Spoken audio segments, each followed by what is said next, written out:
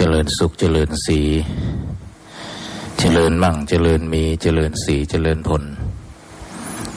กับศรัทธาสาธุชนทุกท่านนะ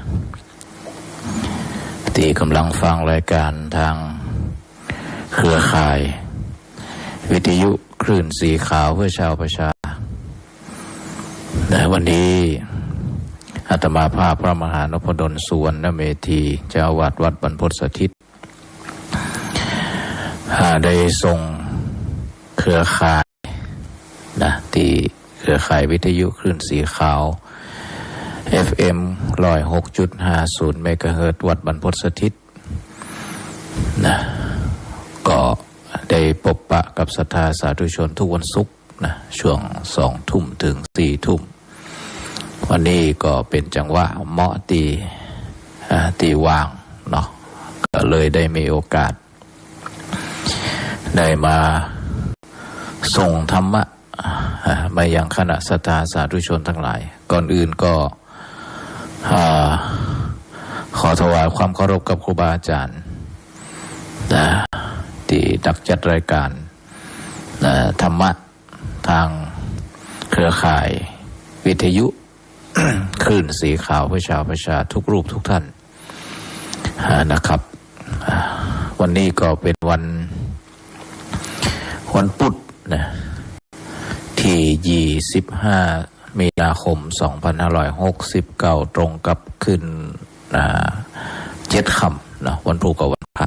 7 ค่ำเดือน7เหนือนะเป็นเดือน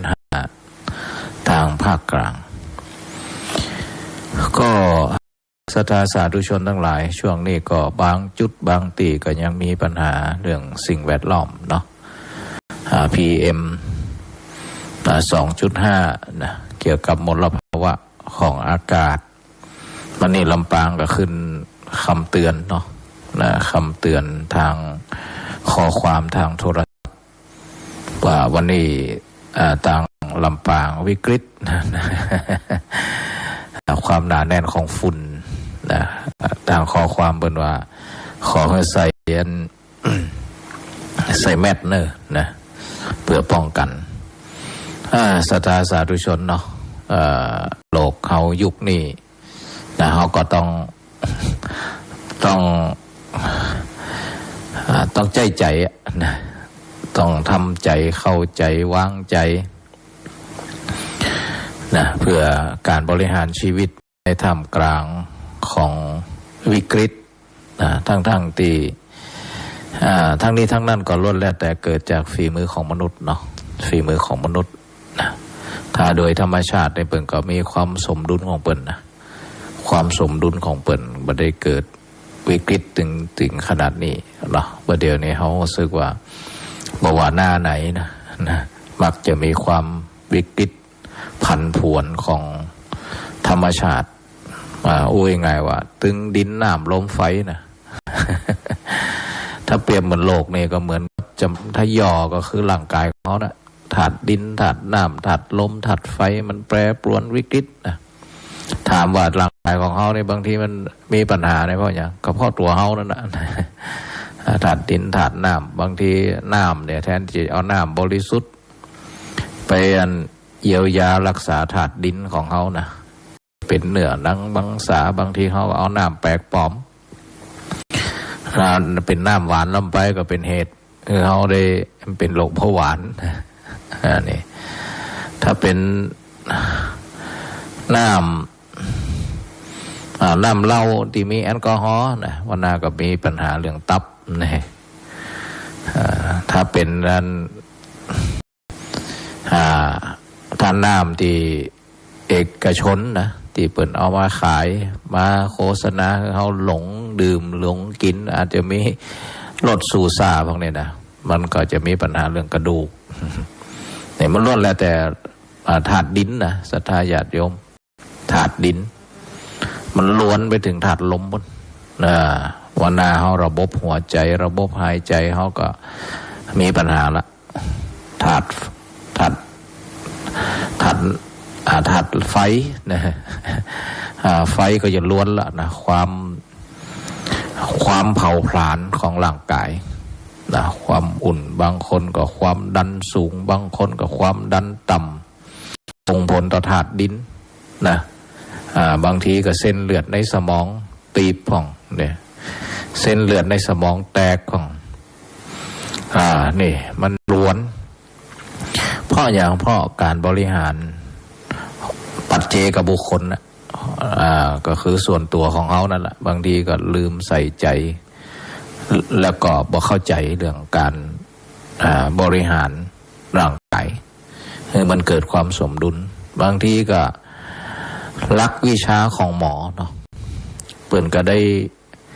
4 อ 3 อ 5 อ 8 อ พวกนี้นะมันก็ใจได้นะศรัทธาญาติโยมทั้งหลายนะถ้าเราเอามาประยุกต์ใจนะอาหารอากาศอารมณ์พวกนี้นะอารมณ์ออกกำลังกายอย่างพวกนี้นะบอกตอนหลังมาก็เพิ่มมาเรื่องอุจจาระพยายามตื่นเจ้ามาก็เอาขับของเสียออกนะบางท่านก็บ่มีวินัยเรื่องการขับถ่ายนักเบานะบางทีก็อันผ่องบริหารจัดการบ่ได้นี่ผ่องบางทีก็ล้วนนะศรัทธาญาติโยมบางทีก็เป็นกรดไหลย้อนสะปะเนี่ยพอมันล้วนนี่อู้ถึงวงแคบๆก่อนเนาะเกี่ยวกับโลกคือหมูสัตว์เนี่ยนะ มันมี2 โลกเนาะโลกที่เขาอาศัยกับโลกหมูสัตว์ก็คือหมูสัตว์เนี่ยก็คือเฉพาะตัวของเขานี่แหละบอกว่ามนุษย์บอกว่าสัตว์ตั้งหลายเนาะดังนั้นเขาก็มาสำรวจตรวจตาดูว่าตีปารบว่าชีวิตมนุษย์ที่มีปัญหาถึงวันเนี่ยก็เพราะแบบนี้แหละตีสุขภาพนะแล้วก็โรคภัยใครเจ็บไปพอศรัทธาญาติโยมทั้งหลายโรงพยาบาลนะตัวตึกกี่จันมันถึงบ่พอตีจอดรถขยายติ๊กนะหรือมีหมอมีแพทย์เพิ่มขึ้นมีเครื่องไม้เครื่องมือนะโอ้โหไปดูแต่ละแผนกมันอย่างมันหนักแท้หนักกว่าอันนี้มันเกี่ยวกับเอานี่บ่ดูแลต้นทางของชีวิตก็เลยต้องไปซ่อมไปแออัดกันที่โรงพยาบาลนะเพราะมนุษย์เขาเนี่ยบ่ได้ใส่ใจนะจ้องที่จะไปเปิ่งคนอื่นนะไม่ลุกขึ้นมาเพื่อตระหนักเขาก็ลองไปดูป่อแม่ที่เป็นอายุยืนเนาะหรือแม่กระท่องเผ่าหนึ่งนะฮันซานะศรัทธาญาติโยมทั้งหลายมนุษย์เผ่าฮันซาเนี่ยอายุ100 ถึง 120 ปีนะเป็นอยู่ในตอนเหนือของประเทศปากีสถานเผ่าฮันซามัน120ที่เขามันมาเขาจริงๆว่าโดยพัทรกัปเนาะมนุษย์ก็มียีนเนี่ยเขาเรียกว่ายีนของมนุษย์เนี่ยยังไงว่ามันเหมือนพืชมันเหมือนอย่างเป็นมีพันธุกรรมของเปิ้นเนาะอย่างต้นม่วงกี่ปีต้นไผ่กี่ปีเนี่ยต้นไผ่นี่เปิ้นยังมีวงจรของเปิ้น10 ปีประมาณนั้นเดี๋ยวก็ตายขุยละนะ10 ปีก็ตายขุยแล้วเฮาไปตัดเป็นอย่างเปิ้นนะ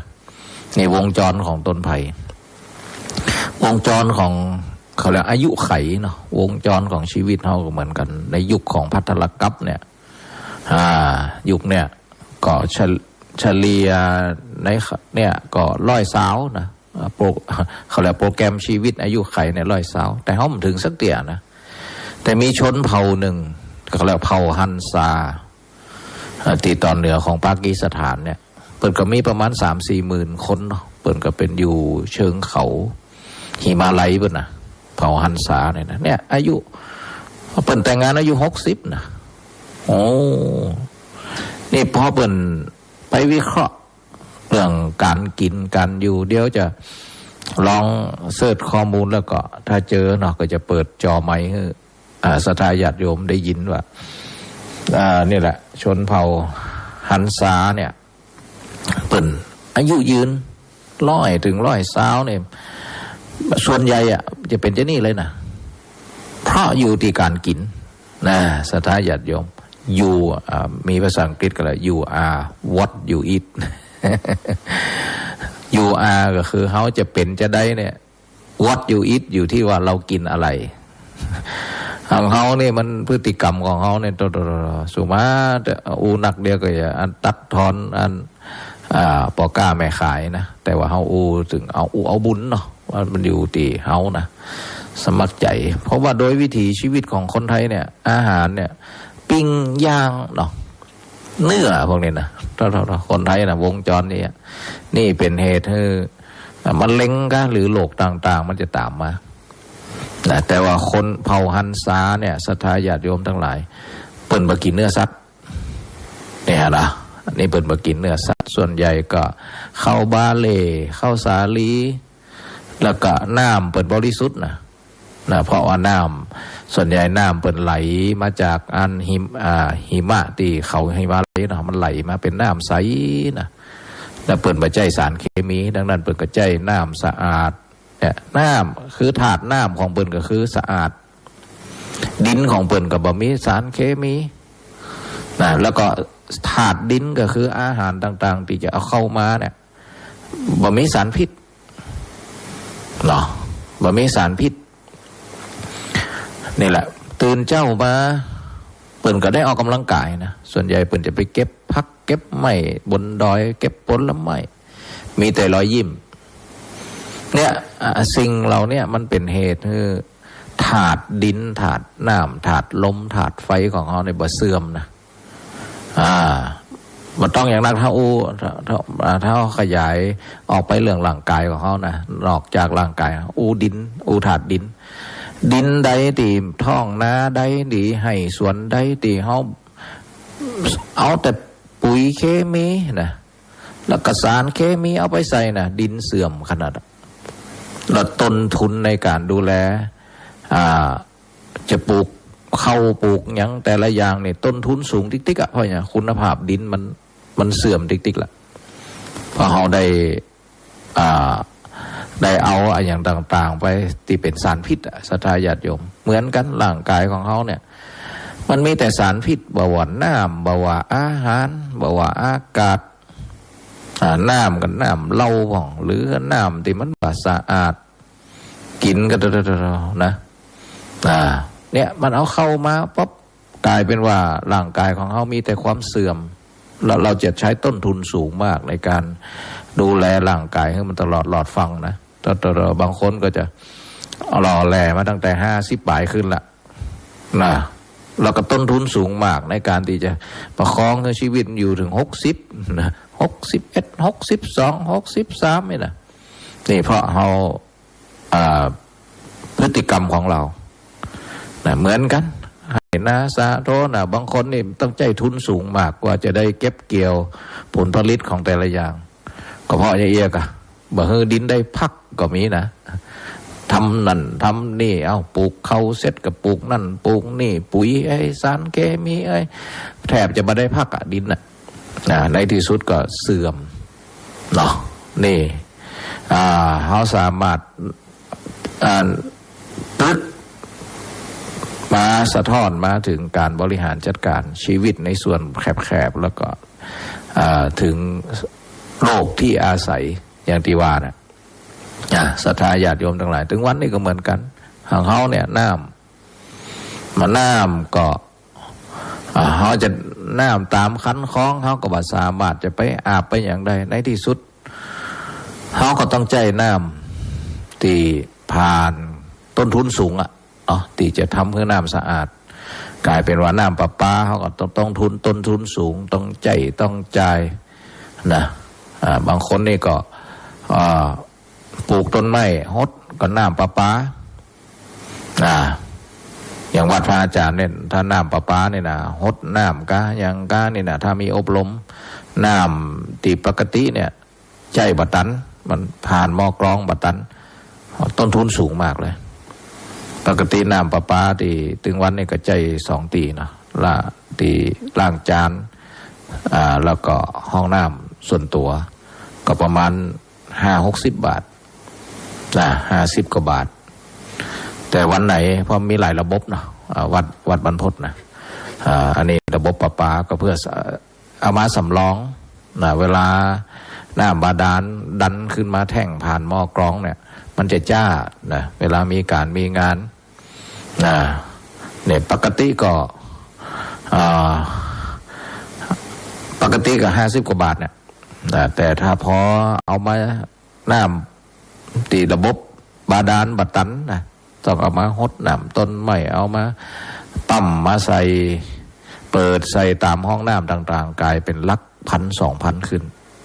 นะเนี่ยอันก็ศรัทธามันต้นทุนมันจะสูงขึ้นเหมือนกันนะเอาวิเคราะห์ดูว่าที่มนุษย์ทั้งหลายมีต้นทุนในเรื่องดูแลโลกคือหมูสัตว์กับโลกคือที่อยู่อาศัยนี่แหละเพราะพฤติกรรมของเราส่วนแต่ละบุคคลไปซ้ำเติมนะแล้วก็บรรทุกธรรมะแล้วก็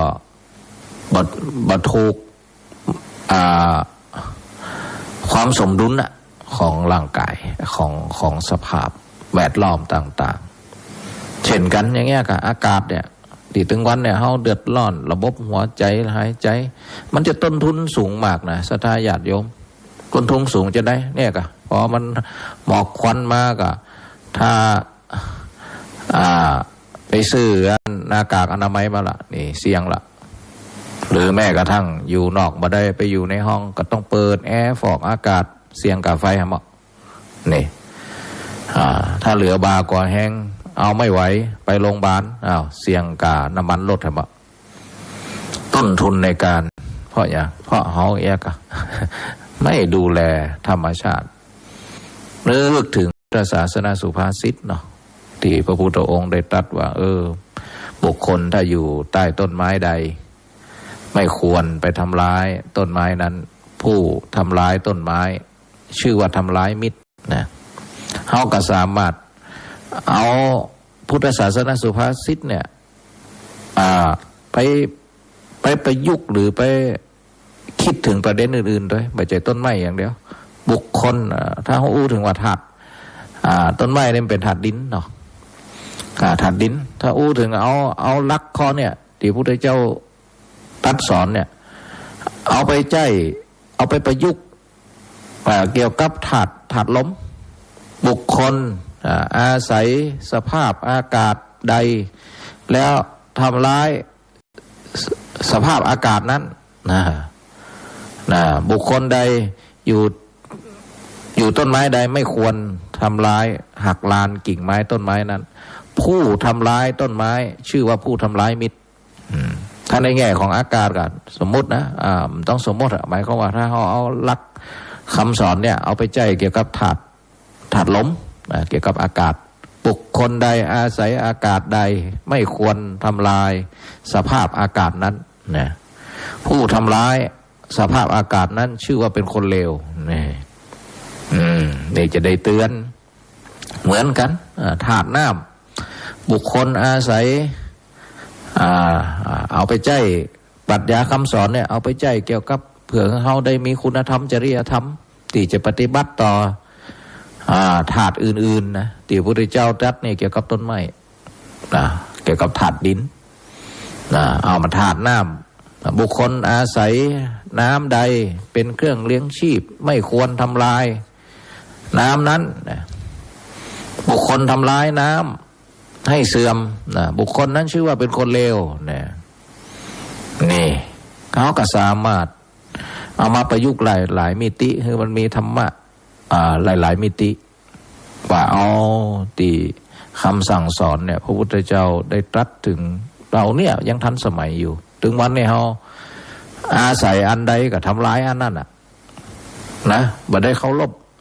อาศัยน้ำก็ทำร้ายน้ำแล้วเผลอๆนี่ก็สัตว์ทั้งหลายที่อยู่ตามน้ำก็ยังทำร้ายแหมมนุษย์นะนี่บางทีโอ้ยังไงวะกรรมเวรมีจริงเนาะศรัทธาญาติโยมมันเลยเกิดพฤติกรรมจะนะมันเกิดพฤติกรรมจะก็ขอฝากศรัทธาวันนี้ก็ไต่เติ่นเรื่องภาวะตีได้ยินข้อความตอนบ่ายๆกันฮะวันนี้นะตอนบ่ายๆปรากฏว่าเปิ่นกระเตือนมาเรื่องสภาพอากาศที่เกิด ปัญหาเนาะเดี๋ยวอูไปกับเว็บไปเดี๋ยวกำลังเสาะหาข้อมูลชนเผ่าฮันซาตีอูตะกี้เดี๋ยวก็จะว่าเอาข้อมูลแต่ที่คนเผ่าฮันซาเนี่ยอันอายุยืน100-100มีแต่กะนะเนี่ยเพราะพฤติกรรมการกินของเปิ้นนะศรัทธาญาติโยมพฤติกรรมการกินของเปิ้นเลยเนี่ยเจอละเผ่าชนเผ่าฮันซาเดี๋ยวกันเลยอายุ120 ปีอยากจะได้ตีสรุปนะอยากได้ตีสรุปได้ลองเปิดพอก่อนศรัทธาสาธุชนจะได้เขาจะได้เห็นความสำคัญว่ามันมีอยู่จริงสุมาตมันโฆษณาแฝงเนาะศรัทธาญาติโยมฟังด้วยกันเนาะเดี๋ยวหาว่าอันพระอาจารย์ไปเลยก้าเนี่ยนี่6 เรื่องที่น่าสนใจเกี่ยวกับชาวฮันซา1ในชนเผ่าที่อายุยืนที่สุดในโลก 1. ชาวฮันซามีอายุขัยเฉลี่ย120 ปีฮันซาตั้งอยู่ทางทิศตะวันตกเฉียงเหนือของประเทศปากีสถานเป็นดินแดนที่ล้อมรอบด้วยเทือกเขาหิมาลัยอยู่บนเขตภูเขามีความสูง 2,438 เมตรจากระดับน้ำทะเลมีประชากรประมาณ 60,000 กว่าคนในช่วงเวลา 2,000 กว่าปีที่ผ่านมาพวกเขาแทบจะตัดขาดจากโลกภายนอกอย่างสิ้นเชิงปัจจุบันได้กลายเป็นส่วนหนึ่งของประเทศปากีสถานไปแล้วชาวปากีสถานอื่นๆมีอายุขัยเฉลี่ย67 ปีแต่ที่ฮันซานั้นคนอายุ100 ปีก็ยังไม่ถือว่าแก่ด้วยซ้ำคำกล่าวที่ว่า you are what you eat เป็นคำกล่าวที่ไม่ผิดเลยแม้แต่น้อยมันคือเคล็ดลับความมีอายุยืนของชาวเขาเผ่านี้นี่เอง 2. พวกเขาไม่ได้อยู่เพื่อกินแต่กินเพื่ออยู่ชาวฮันซากินอาหารวันละ2 มื้อคืออาหารเช้าและอาหารค่ำหลังพระอาทิตย์ตกนอกจากนี้พวกเขายังกินแต่อาหารที่มาจากธรรมชาติเท่านั้นได้แก่ผลไม้พืชผักธัญพืชโดยไม่มีสารเคมีหรือสารปรุงแต่งใดๆทั้งสิ้นเป็นเรื่องปกติของคนที่นี่ที่จะมีลูกตอนอายุ60 ปีเราอาจจะรู้สึกประหลาดใจมากแต่สิ่งเหล่านี้เป็นคุณประโยชน์อันเกิดจากการกินอาหารและวิถีชีวิตของพวกเขา 3.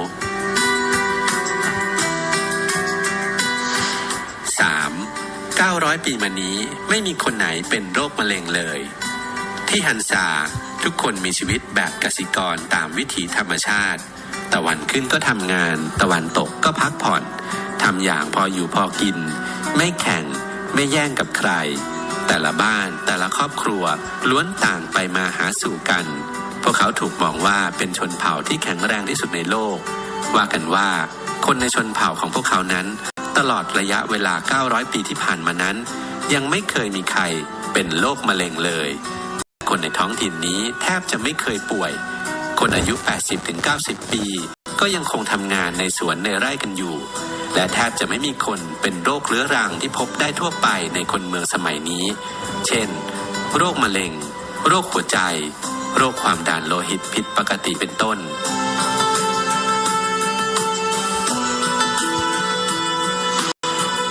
4. ฮันซากินมังสวิรัติและกินผักสดเป็นหลักมีนักวิจัยได้ชี้ให้เห็นว่าเหตุผลที่ชาวฮันซามีอายุยืนเกิดจากการที่พวกเขากินอาหารที่เป็นผักและผลไม้ตามธรรมชาติเป็นหลักชาวฮันซาแทบจะไม่กินอาหารที่มาจากสัตว์เลยซึ่งเมื่อเปรียบเทียบอัตราส่วนของพลังงานที่ได้จากเนื้อสัตว์และนมกับปริมาณแคลอรี่ทั้งหมดที่ร่างกายได้รับพวกเขาจะได้แคลอรี่จากเนื้อสัตว์และนมเพียง 1.5% เท่านั้นปกติพวกเขาจะกินผักและผลไม้ตามธรรมชาติเป็นอาหารหลักเนื่องจากอยู่ในพื้นที่ขาดแคลนเชื้อเพลิงจึงกินผักสดๆมากกว่าที่จะเอาไปปรุงทำให้ร่างกายได้รับวิตามินและแร่ธาตุต่างๆที่เป็นธรรมชาติและอุดมไปด้วยคุณค่าทางโภชนาการอย่างมากนอกจากผักและผลไม้ธัญพืชที่ชาวฮันซากินเป็นประจำก็คือข้าวสาลีและข้าวฟ่างและมักจะนำมาผสมกับถั่วปากอ้าถั่วเหลืองข้าวบาเล่หรือถั่วลันเตาบดให้เป็นแป้ง แล้วนำเอามาเป็นแผ่นแป้งอบที่เรียกว่าจาปาตี 5. น้ำดีดินดีปกติชาวฮันซาจะดื่มน้ำที่ละลายมาจากถ่านน้ำแข็งและน้ำนี้ยังเป็นน้ำที่ใช้ในการเพาะปลูกของชาวฮันซาอีกด้วยการปลูกผักและผลไม้ของพวกเขาจะไม่มีการใช้สารเคมีหรือปุ๋ยเคมีเลยแต่จะใช้ปุ๋ยหมักที่ทำจากเศษพืชผักและใบไม้จึงไม่มีการปนเปื้อนและมีธาตุอาหารสำหรับพืชผักอย่างอุดมสมบูรณ์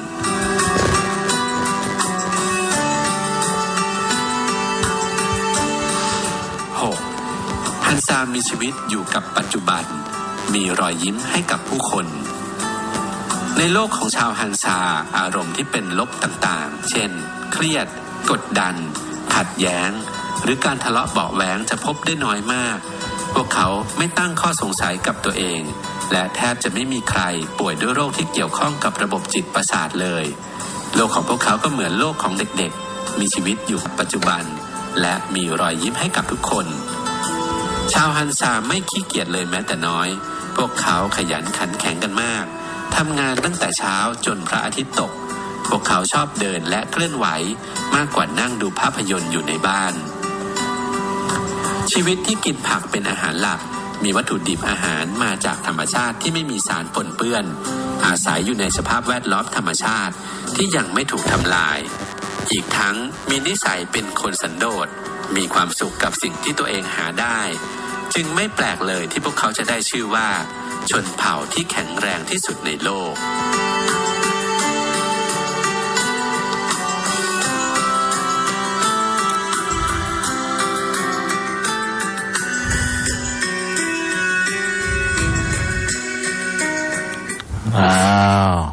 ก็คงจะได้ข้อคิดดีๆเนาะสั้นๆแต่ว่าโอ้มันเป็นธรรมะนะสอดคล้องมันเป็นธรรมะคือธรรมชาติธรรมะคือความดีงามและการเคารพธรรมชาติการมีความดีงามพวกนี้แล้วล้วนแล้วแต่มันปรุงชีวิตปรุงถาดปรุงขันเดี๋ยวก็จะถอดรหัสจะสรุปแหมที่มันเข้าธรรมะหลายๆข้อที่สอดคล้องกับธรรมะทางพระพุทธศาสนานะศรัทธาสาธุชนทั้งหลายนี่เผ่าฮันซานี่เรื่องจริงที่มีอยู่ในโลกนี้มีอยู่ในโลกนี้ มีหันข้อหนึ่งก็ว่า900 ปีมาเนี่ยมีใครเป็นมะเร็งของเฮานี่อันดับ1โรคมะเร็ง ประเทศไทยนะอันดับ1โรคมะเร็งนะอันดับ2อุบัติเหตุนะบางทีก็แซงกันไปแซงกันมา1 2นี่นะบางปีก็อุบัติเหตุอันดับ1มะเร็งอันดับ2ทอศรัทธาสาธุชนทั้งหลายก็มาตั้งรักกันว่าต่อไปดีเพื่อความปลอดภัยของเขานะต้องกำหนดชะตาชีวิตตัวเก่าเอากรณีศึกษาของเผ่าฮันซานี่แหละเนาะศรัทธาสาธุชนทั้งหลายก็ลุกขึ้นมาบริหารจัดการชีวิตมันดีกับเดียวได้ประเด็นพวกนี้ต่อเนาะก็คงเอาเรื่องราวที่ได้ปรารภวันนี้ก็เนื่องจากว่าเนี้ยถึงวันนี้เฮาก็อยู่ชีวิตด้วยหวาดผวาหวาดระแวงบ่มีความอย่างตื่นมาก็เอาละได้ยินข่าวเรื่อง PM 2.5 ตื่นมาก็ได้ยินข่าวน้ำมันบ่มีนะตื่นมาก็ได้ยินข่าวอิสราเอลสหรัฐอิหร่านเนี่ยเป็นโลกแห่งความเครียดนะด้านเผ่าฮันซานี่เปิ่นบ่มีเรื่องพวกนี้เนาะเปิ่นบ่มีเรื่องสื่อสารพวกนี้นะมันก็ดีอย่างนะศรัทธาญาติโยมมันก็ง่ายว่าอย่างง่ายอาหารมันก็เป็นพิษเนาะอากาศก็เป็นพิษน้ำก็เป็นพิษแล้วก็อารมณ์เนาะก็เป็นพิษนะอารมณ์ของเปิ่นอยู่กับปัจจุบันนะก็เป็นการปฏิบัติธรรมด้วยนะอยู่กับปัจจุบันก็คือขยันหมั่นเพียรซึ่งมันตรงกับหลักธรรมของพระพุทธองค์ที่ว่ามีอิทธิบาท4นะหนึ่งในนั้นก็คือมีความเพียรฉันทะวิริยะนะมีความเพียรเนี่ยคนเฮามีความชอบกับการใช้ชีวิต มีความพอใจเนี่ยสันโดษตะกี้มีคำว่าสันโดษนะแต่มันตรงกับหลักพุทธสันโดษนี่มันเป็นเรื่องความพอใจมันมีธรรมะเกี่ยวกับสองข้ออยู่แฝงอยู่ในนั้นก็คือเรื่องฉันทะกับอันความพอเพียงสันโดษนี่นะดังนั้นพอใจในสิ่งที่ตนมีพอใจในสิ่งกระทำมันเป็นเรื่องของเขาอยู่ปัจจุบันบ่ได้กังวลนี่เขาเนี่ยกังวลมันผูกอย่าไปซื้อน้ำมันที่ไหนดีจ้า เดี๋ยวก็จะเอามารุ่นถ้ำกับรุ่นกับอิสราเอลอิหร่านเขาจะได้จ้านะมันเป็นตื่นนอนก็จะมีอารมณ์มีแต่ผิดก่อนนอนก็ผิดเนี่ยเฮาบ่ได้อยู่กับปัจจุบันนะปัจจุบันของเฮาบางทีก็เพราะเหตุที่ว่าชีวิตของเฮาไปแขวนกับเครื่องไม้เครื่องมือความเจริญนำไปเนี่ยนะบางทีมันก็ถ้าเฮาบริหารจัดการบ่ดีมันสะดวกแต่ว่ามันอันตรายนะ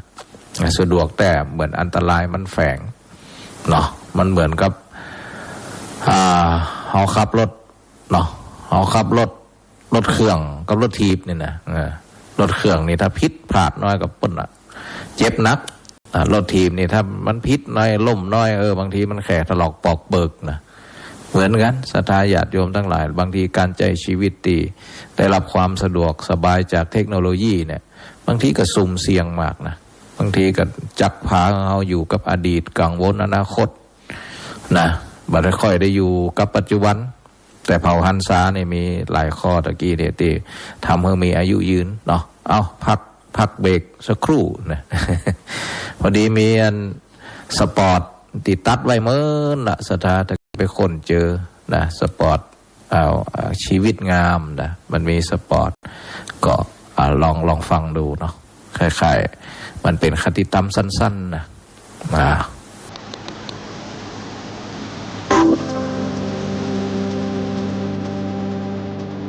ผู้ใด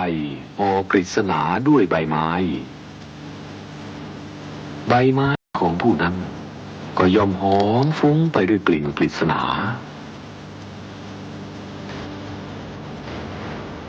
เปรียบได้กับการที่ผู้ใดคบกับคนดีชื่อเสียงของผู้นั้นก็ย่อมปรากฏไปในทางดีด้วยผู้ใดห่อปลาเน่าด้วยใบหญ้าคาใบหญ้าคาของผู้นั้นก็ย่อมมีกลิ่นเหม็นฟุ้งไปด้วยกลิ่นปลาเน่าเปรียบได้กับการที่ผู้ใดคบกับคนพาลชื่อเสียงของผู้นั้นก็ย่อมปรากฏไปในทางเสียหายเหมือนกัน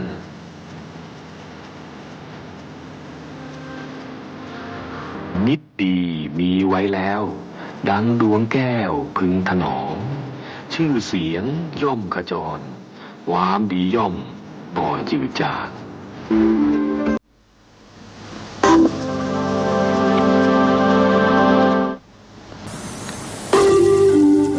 ตราบใดก็ตามถ้าเรายังไม่รู้จักกับคำว่าความเพียงพอเราก็จะยังคงพบแต่ความทุกข์อยู่นั่นเองถ้าเราอยากจะหลุดพ้นจากความทุกข์เราจะต้องกำจัดความอยากวิธีกำจัดความอยากที่ดีก็คือการถือสันโดษถือสันโดษด้วยปัจจัยตามมีตามได้สิ่งใดควรพึงพอใจในสิ่งนั้นผู้ใดทำได้เช่นนี้จะนำสุขมาให้แก่ตนเอง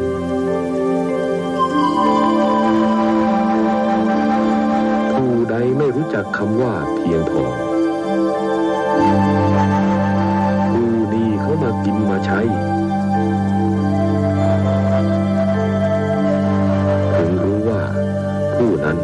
แท้ที่จริงแล้วมีทุกข์เพราะการกู้หนี้เป็นทุกข์ในโลก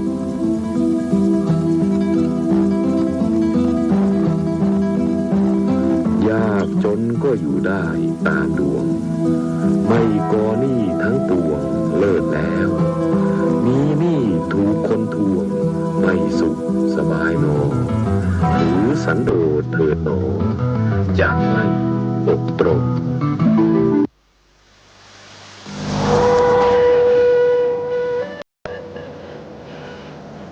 แม่น้ำที่ราบเรียบสงบนิ่งไหลอยู่ด้วยพลังมหาศาลในระดับลึกส่วนกระแสน้ำในลำธารที่กระแทกโขดหินซ่าๆแท้ที่จริงตื้นพอที่จะลงลุยเล่นได้มนุษย์ก็เช่นกันผู้ที่ฉลาดมักเป็นคนที่มีกิริยาวาจานุ่มนวลอ่อนโยนแต่ทว่าแฝงไว้ด้วยจิตใจที่มั่นคงแข็งกล้าส่วนผู้ที่มีท่าทีเย่อหยิ่งก้าวร้าวแท้ที่จริงเป็นผู้ที่ต้องการแสดงอำนาจเพื่อปกปิดความขลาดเขลาดังนั้นความกระด้างจึงไม่ใช่สิ่งที่แสดงว่าเป็นคนที่มีจิตใจแข็งแกร่งแต่ความสุภาพอ่อนโยนก็ไม่ใช่เครื่องหมายของความอ่อนแอความอ่อนโยนมีอยู่ได้ในใจที่เข้มคมเพราะฉะนั้น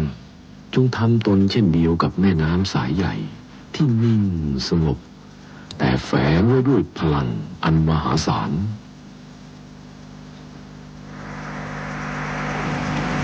ความถ่อมกายเป็นสง่าชูราศีทรงความดีสูงเลิศเด่นเฉิดฉายเสมือนของรองเพชรให้รุ้งพรายจะซื้อขายค่าล้ำเพชรน้ำงามก็พักเสียงด้วยเนาะสาธุชนก็ในช่วงพักเสียงก็ได้นำคำคติธรรมคล้ายๆเป็นคติธรรมหนังสือเสียงเนาะหนังสือเสียงเป็นข้อคิดสั้นๆนะจากเรื่องยกมาเปรียบเทียบบทแรกที่เมื่อตะกี้ได้ฟังก็คือเรื่องยาคากับกิษณา นี่ก็ได้เปรียบเทียบเกี่ยวกับการคบคนนะ ได้เป็นได้อุปมาเปรียบเทียบเหมือนว่าของหอมกิษณาเนี่ยดอกกิษณาไม่กิษณาที่มันหอมน้ำหอมกิษณาเนาะเวลาเอาผ้าเอาอย่างไปห่อได้ใกล้ชิดกับของหอมเนี่ยผ้านั้นมันก็จะหอมไปด้วยนะคนใดใกล้ชิดคนดีใกล้ชิดนักปราชญ์ก็ได้ซึมซับวิธีคิดการการจากิริยามารยาทก็ได้ซึมซับเอาโดยเอาจากที่ได้ไปใกล้ชิดกับคนดีได้นี่ยาขาที่เอาไปห่อของเหม็นนะถ้าเอาไปห่อต้องเลือกนะไม่ใช่ตัวเฮาอย่างเดียวคนที่เป็นพ่อเป็นแม่ก็ต้องจัดสรรสิ่งที่เป็นสภาพแวดล้อมคือใกล้ชิดกับละอ่อนที่เจอคือละอ่อนได้ไปเกี่ยวข้องนะอย่างเช่นเกมเนี่ยเกิดปราลบหลายครั้งละอ่อนบางคนที่โหดร้ายมักจะซึมซับวิธีการใดมาจากเกมเนาะบางทีละอ่อนตีอกหักกะยังกะทำไมไปหั่นศพทำไมต้องใจปืนทำไมไปยกพวกตีกันลึกๆแล้วก็คือมันเป็นก๊อปปี้พฤติกรรมที่เขาไปเกี่ยวข้องนะนี่ต้องจัดสรรให้เขาได้ไปที่พุทธเจ้าตรัสอันไหนที่จะมันซึมซับก็คือทัศนานะ6ประการนะศรัทธาสาธุชนทั้งหลาย6ประการเนาะอนุตตริยะ6นะอนุตตริยะ6ทัศนาการเห็นในสิ่งที่จัดสรรให้เขาได้เห็นสิ่งที่ดีนะเห็นที่สิ่งที่ดีนี่สำคัญนะบางทีมนุษย์นี่ มีแรงบันดาลใจก็เพราะได้เห็นได้เห็นสองสวนาได้ยินได้ยินได้ยินสามเสวนาได้สนทนาตัวได้ได้จ่าปริจาริยานี่ปริจาริยาก็คือได้ลงมือปฏิบัติเนาะอย่างละละออนดีจิตอาสาเนี่ยหลายคนที่เป็นดาราเนาะเอาหันนะที่ได้ไปไกลชิดบินบรรลือฤทธิ์กาอย่างกาเอกพันธ์บรรลือฤทธิ์กลายเป็นคนจิตอาสานะเนี่ยมันอยู่ที่เขาได้ใกล้ชิดกับสิ่งอย่างศรัทธาญาติโยมกับถึงวันนี้ก็เหมือนกันเนาะบางทีก็หลายผู้หลายคนที่ได้ปรารภเนาะพอได้หู้ว่ามาจากวัดนั่นวัดนี้ได้มาหานะญาติโยมก็มาหาโอ้แม่ฟังอยู่เนอะจะนั่นจะนี่เป็นจะได้ผ่องหลังจากฟังธรรมะบ่อยๆได้คุ้นธรรมะบ่อยๆกลายเป็นว่าได้ซึมซับนี่ได้ซึมซับคอคิดจากครูบาอาจารย์แต่ก่อนเป็นคนใจห้อนแต่ก่อนเนี่ยเป็นคนกังวลเครียดทุกข์นี่นะพอได้ยินธรรมะบ่อยๆปลงได้วางได้ใจเย็นขึ้นอีกบางคนเนี่ยแต่ก่อนเนี่ยขี้จมให้ลูกให้หลานประเดี๋ยวเนี่ยโอ้พอได้ยินธรรมะแล้วก็เข้าใจได้ ปัจจัยอารมณ์นำหน้านี่หันเลยยังว่าสุภาษคติชีวิตงามเนาะ เอาอีกกันแล้วกันนะเพราะว่าบันแน่ใจนะว่าถ้าจำประพิษมันมาจากหนังสือ อาจารย์เสถียรพงษ์วรรณปกเนาะเป็นเขียนสั้นๆนะแล้วก็ปรากฏว่าคนที่ได้มาอ่านเนี่ยเพิ่งก็เห็นว่าเป็นข้อคิดที่ดีนะเอามาลงแต่เป็นยาวเนาะพอเป็นคติเป็นยาวนะเป็นอ่านประกอบเสียงเนี่ยตอนหลังมาพระอาจารย์ก็เอามาตัดเป็นเรื่องเอามาตัดเอามาประกอบเป็นสปอร์ตแต่ก่อนก็มีสถานีวิทยุอยู่นะแต่บ่ค่อยมีไผจัดก็เอามา ปีนี้ขอแก้ตัวใหม่นะพอดีมีอาจารย์มหาสมชาติคอยดูแลคอยอย่างก็ถึงกล้าลงทุนแต่ก่อนเนี่ยเคยทำเตี่ยนะเอาไปเอามาก็มามีไผดูแลเปิดแต่เทปเสียงวันค่ำนะบางทีก็ไฟดับมาไฟมาก็มีไผที่จะรีสตาร์ทเครื่องแต่ก่อนสมัยนะสถาช่วงนั้นก็อบรมละอ่อนเนาะมีข่ายคุณธรรมนะไปนอนตามโรงเรียนต่างๆบางถ้าบ่นอนก็เจ้าไปนะ7 โมงเปิดมาฮับละนะแรงปะปิกนะดังนั้นก็เลยเป็นเหตุที่หลุ่มดอนหายขาดนะ นี่เคยจัดอยู่คืน 94.25 นะอันนี้ก็เลยบัดได้ต่อนะทำคลิปยังไม่ไหวทำเสียงอย่างโมนี่ไหวรวบรวมนะศรัทธาอันนี้ก็เล่าตีมาตีไปวันก่อนก็เจอศรัทธาญาติโยมเนาะที่มันไม่ใส่เงินนะเนี่ยก็ดีใจนะเปิ่นถึงแม่จะอยู่ไกลนะพี่น้องทางวังเหนือเนี่ยอู้ถึงว่าไกลจากตัวเมืองจังหวัดเนี่ยก็120 กว่ากิโลเป็น130 กิโลนะเนี่ยแต่เปิ่นก็ได้ฟังเทศฟังธรรมเปิ่นบอกว่าเปิ่นบ่ได้โทรนะแต่ฟังครูบาอาจารย์ก็มาเปิ่นรู้สึกว่าดีใจเนาะเวลาได้หันได้พบเจอกันนะ ให้เจอกันแล้วก็บางคนก็ฝาก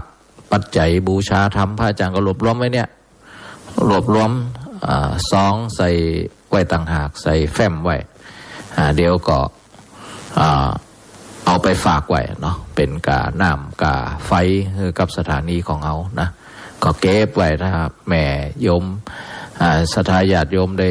นำปัจจัยนะบูชาธรรมเนอะพระอาจารย์นี่นะก็เก็บไว้หันใส่ซองไว้หันบ่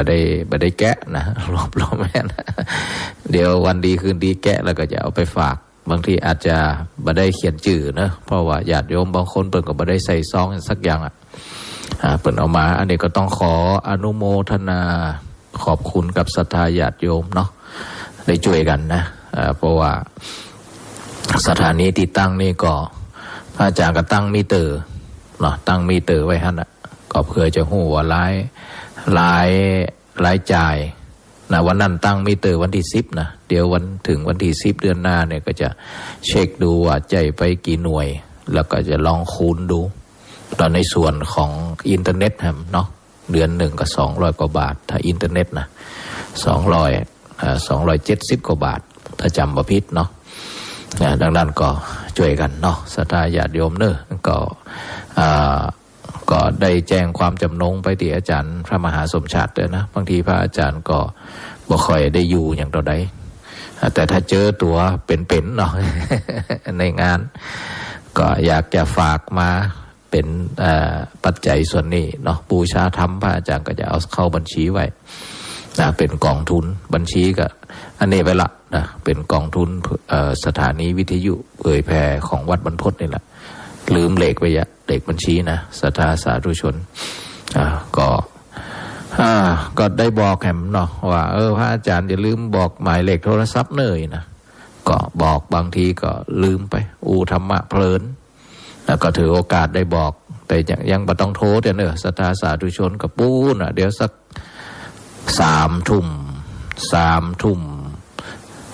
เกิง3 ทุ่ม 40ปุ่นเนาะเผื่อเขาจะได้ฟังธรรมะพระอาจารย์ก็จะปารภธรรมะจากเหตุการณ์พ่องเนาะธรรมะจากตำรับตำราพ่องนะเพื่อคือเขาได้ไปประยุกต์นะมันเหมือนกับเขามีเด็ดพักเด็ดไม่นั่นเนาะมี2ข้างต่างบางทีพักหนองก็พักงานแคบก็พักหยังก็เขาเด็ดมาปรุงเอามาปรุงอาหารมันก็สามารถเป็นบำรุงร่างกายของเขาได้ธรรมะก็เหมือนกันมันบางทีมันเกิดจากเสียงจากครูบาอาจารย์บางทีจากตำรับตำราบางทีเขาไปดูที่ YouTube เนาะศรัทธาสาธุชนทั้งหลายนะก็แนะนำอยากให้ศรัทธาไปดูเวลาเสพข่าวเวลาเนี่ยนะก็พยายามจัดสรรชีวิตให้มันไปเสพคุ้นกับสิ่งดีๆเนาะเพื่อให้มันเกื้อกูลแก่สุขภาพจิตนะบางคนเนี่ยไปอินกับเรื่องที่มันฮ้อนนะมันฮ้อนอกฮ้อนใจนะมันเหมือนกับบางคนเนี่ยมันเหมือนกับใจชีวิตมีตังอยู่เนาะมีตังอยู่ก็ไปซื้อเหล้าไปซื้อของดีเอามาเข้าร่างกายที่นี่พอเอามันเข้าร่างกายมีปัญหาละเนี่ยต้นทุนเนี่ยบางทีเหมือนกันบางคนมีต้นทุนเกี่ยวกับเครื่องมือสื่อสารนะเป็นโทรศัพท์ก็เป็นยังก็บ่ได้ไปใจในสิ่งดีๆนะมักจะไปดูเรื่องให้นะเหมือนกับตัวเก่ามันมีตี2ทำเลเนาะตี1เป็นสวนสาธารณะอากาศบริสุทธิ์แล้วก็แฮมตี1มันเป็นขยะตีทิ้งขยะนะแล้วตัวเก่าก็ไปตีทิ้งขยะนะพอใกล้ๆขยะมันก็ได้หันสิ่งที่บ่ค่อยเจริญหูเจริญตาพอจมูกมันก็ได้แต่กลิ่นบดีเหมือนกันเวลาเขาปาชีวิตปาสายตาของเขาปาหูของเขาเนี่ยไปเสาะหาคลิปที่มันเกี่ยวกับเปิ่นด่าเปิ่นยังกันคอนเทนต์ที่มันประเด็นการเมืองที่เต็มไปด้วยอาฆาตบาดไล่นะมันเหมือนกับบางทีเขาบ่ใจด่าเองเหมือนกับเขาไปอยู่ใกล้ๆกองขยะนะพอไปอยู่ใกล้ๆเพราะมันสูดกลิ่นเหม็นเนาะสูดอากาศที่เป็นมลพิษมันเข้ามาสู่ร่างกายเหมือนกันเรื่องให้บางทีมันบ่ใจเรื่องของเขาแต่พอเขาไปเสพเข้ามามันอินเข้าไปนะเดี๋ยวมันเขาเรียกว่าเกิดกรรมขึ้นมาเขาเรียกว่าสังขารการปรุงแต่งปรุงแต่งก็เครียดขึ้นมานี่อารมณ์เป็นพิษล่ะ เนี่ยโยงถึงตะกี้แฮมว่ามันเป็นอาหารอย่างหนึ่งนะอาหารมันมีกวลิงกลาหารอาหารคือคำข้าวเนาะผัสสะอาหารนี่อาหารคือผัสสะวิญญาณอาหารอาหารคือวิญญาณวิญญาณก็คือตัวหู้ที่เกิดจากร่างกายของเขา6 ประการวิญญาณวิญญาณ6อย่างเช่นตาไปกระทบรูปเรียกว่าการเห็นนี่แหละเขาเรียกว่าจักขุวิญญาณหูไปเสียงมากระทบหูนี่เรียกว่าโสตวิญญาณนี่ก็เป็นอาหารนะเป็นอาหารศรัทธาญาติโยมหันก็เป็นถ้าเขาไปฟังสิ่งที่บดีก็เป็นอาหารเป็นพิษและในที่สุดก็เป็นมโนสัญเจตนาอาหารนั่นก็เจตจำนงมันเกี่ยวกับจิตกับใจกลายเป็นว่าเจตจำนงชีวิตของเขาก็มันมีแต่เรื่องร้ายพอเกิดวิญญาณบดีเนาะการรับรู้บดีผัสสะบดีผัสสะก็คือการกระทบนั่นแหละนี่บางทีมันแยกกันมาออกมันเหมือนกับพระอาจารย์เคยอาตมาเคยเปรียบเทียบว่ามันเหมือนเขายิบขนมเค็งมา1 อันเนี่ยพอมันเป็นขนมเค็งเนี่ยแต่หารูปถ้าเขาแยกไปก็อันนี้มันแป้งเนาะอันนี้มันน้ำตาลเนาะมันมีรสก็แยกได้ก็เหมือนกันเพราะมันเกิดผัสสะเนี่ยการกระทบระหว่างตาไปกระทบเขาเรียกว่าผัสสะมันก็เกิดวิญญาณนะเกิดตัวรู้ขึ้นมามันเป็นอาหารอย่างหนึ่งนะศรัทธาญาติโยมเป็นอาหารเกี่ยวกับจิตกับใจนะเกี่ยวกับจิตกับใจเนี่ยบางทีเขามันมี2 ส่วนกายเขากับกวลิงกลาหารอาหารคือคำข้าวกับมันอย่างว่านะครับมันเหมือนกับมันเผาหันซาหรอเปิ่นกวลิงกลาหารอาหารของเปิ่นนี่บริสุทธิ์บอกว่าน้ำกับบริสุทธิ์ผลไม้ต่างๆที่อย่างตะกี้ผลไม้เข้าบาเล่เข้าสาลีมาทำเป็นบดจาปาตีแล้วก็พักกับพักสดด้วยก็นึกถึงว่าอันยังที่มันเก็บนานจะทำให้อายุสั้นอันไหนที่เก็บมาแบบสั้นๆจะทำให้อายุยืนตั้งแต่อันยังที่มันเก็บไว้มันเมินเขากินไปแล้วกับบั่นทอนอายุทำให้อายุสั้นอย่างเช่นของดองต่างๆที่เขาเก็บไว้มันเมินแต่ไปกินมันแบบเกื้อกูลแก่สุขภาพอันไหนที่มันเก็บมาสั้นๆคือมันยังสดๆอยู่จะทำให้อายุยืนนี่มันตรงกับเผ่าฮันซาที่เป็นมีพฤติกรรมในเรื่องการกินอันนี้ก็เช่นกันเกิดกีปาลบเรื่องการเสพสื่อเสพอย่างเนาะศรัทธามันบ่ได้ปัจจัยอาหารที่เกี่ยวข้องกับเฮาที่เกื้อกูลแก่ชีวิตเนี่ยมันปัจจัยเฉพาะเรื่องอาหารการกินอย่างเดียวบางทีมันเกี่ยวกับเรื่องเนี่ยผัสสะอาหารก็คือตาเฮาจะไปกระทบกับอย่างไปหาเรื่องเล้าตีบดีก็มันก็เป็นอาหารเป็นพิษเหมือนกันวิญญาณอาหารนี่อาหารคือวิญญาณแต่ละอย่างนี่ก็กระตุ้นให้เกิดเจตจำนงก็คือเรื่องจิตเรื่องใจเนี่ยความรู้สึกนึกคิดต่างๆเนี่ยเจตนาเจตนาเจตจำนงเจตจำนงก็เป็นเรื่องของกรรมเนาะพระพุทธเจ้าตรัสแล้วว่ากรรมเนี่ยก็คือเรากล่าวเจตนาว่าเป็นกรรมมโนสัญเจตนาหารเนี่ยก็เป็นเรื่องของเจตนาความเจตจำนงเกี่ยวกับจิตกับใจเป็นกรรมแล้วก็มันเป็นเรื่องของถ้าอยู่ในขันธ์5ก็เป็นเรื่องของสังขารการคิดการปรุงแต่งอย่างพวกเนี้ยดังนั้นพุทธเฮาเนี่ยมีวิธีที่บ่ฮื้อได้กึดนักได้อยู่กับปัจจุบันมันก็อยู่กับลมหายใจเนี่ยมันตัดวงจรแห่งเรื่องอาหารเป็นพิษความคิดที่เป็นพิษการปรุงแต่งที่เป็นพิษมันจะ โอ้ยังไงว่าสิ่งที่เป็นพิษทั้งหลายมันเหมือนกับเขาได้ปิดหน้าต่างปิดประตูไว้บ่เฮอ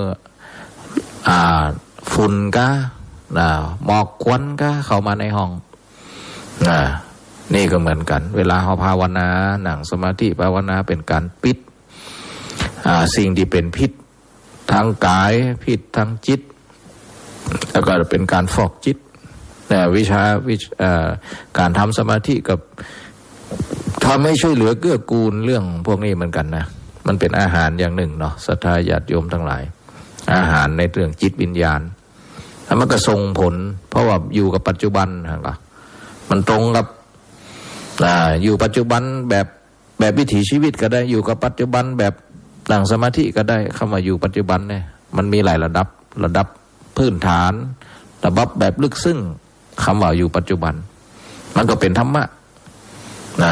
มันเหมือนกับเวลาเปิ่นจะเอาดินขาวเนาะศรัทธาญาติโยมดินขาวไปเกรดนี่เนอะเอาไปทำเซรามิกแฮมเกรดหนึ่งเอาไปทำแก้วไปทำสุขภัณฑ์เนี่ยเหมือนกันเวลาคัดผลไม้ต่างๆมันก็เปิ่นก็คัดเกรดคัดอย่างเนาะนี่ก็เหมือนกันอาหารอยู่กับปัจจุบันเนี่ยคำว่าอยู่ปัจจุบันที่ทำให้เกื้อกูลแก่การมีอายุยืนเนี่ยปัจจุบันแบบไหนล่ะขยันมันเพียรพอใจในวิถีชีวิตแล้วก็อยู่กับหน้าที่เอาจริงเอาจังกับหน้าที่นี่ก็ระดับอยู่ปัจจุบันก็เป็นธรรมะเหมือนกันแบบระดับละเอียดลึกซึ้งก็อยู่กับปัจจุบันที่ภาวนาเนาะอันนี้อาจจะเกี่ยวกับวิถีของการทำไห่ทำสวนทำมาหากินแต่ในการหยุดบางอย่างแล้วก็มัน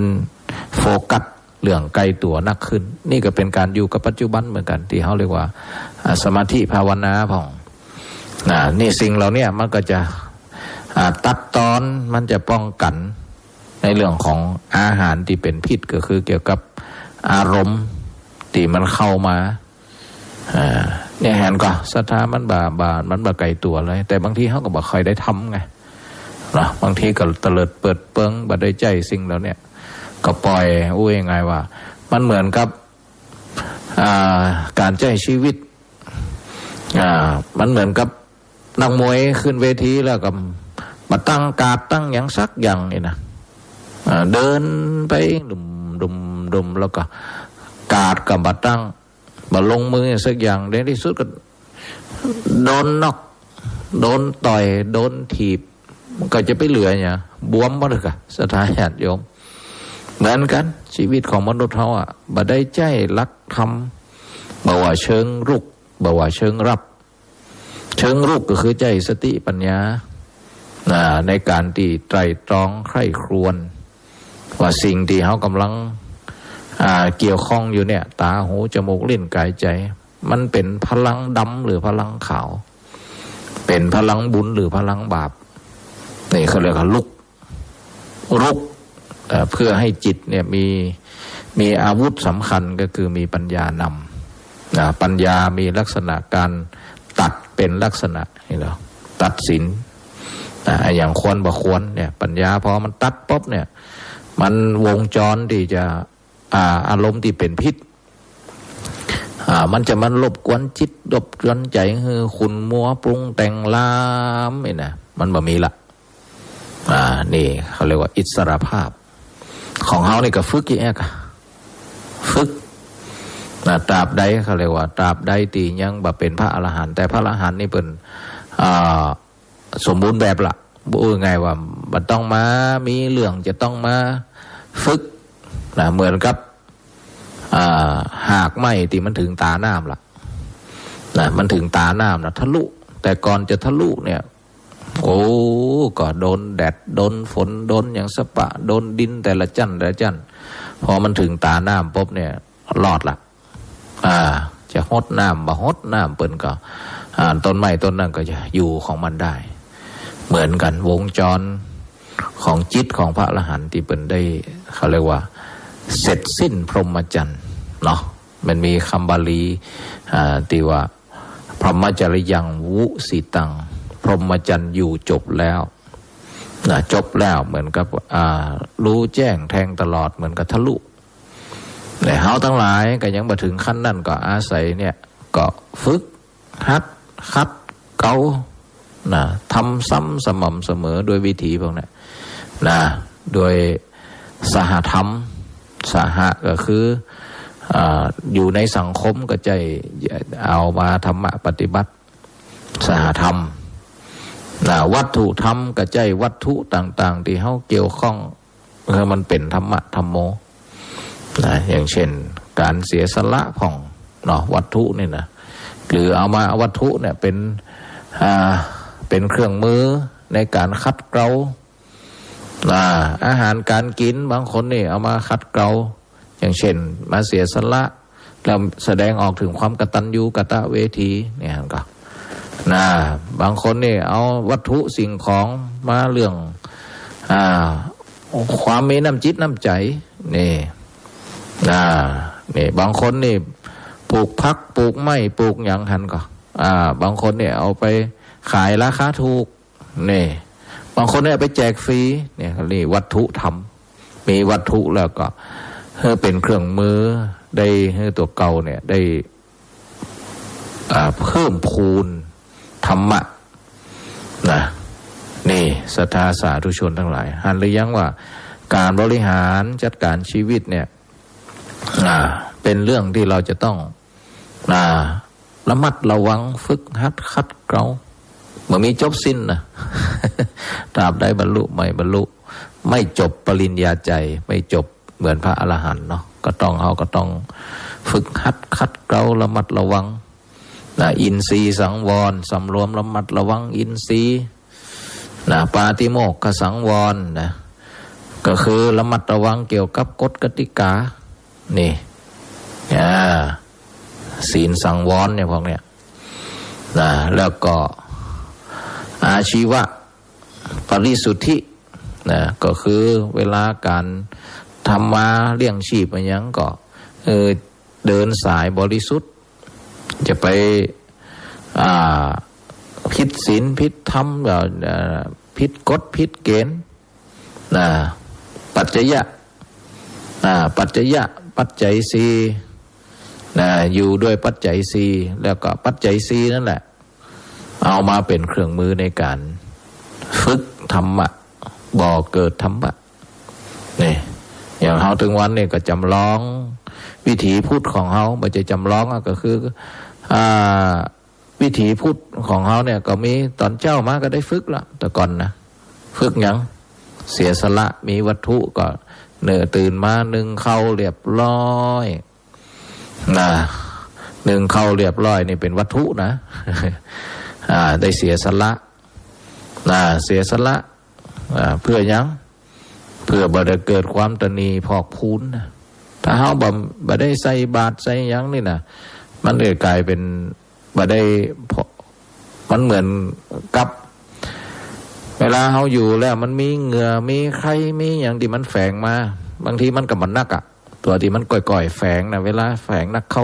ากลายเป็นว่าขี้ไข้มันก็จะหนาตามผิวหนังนะ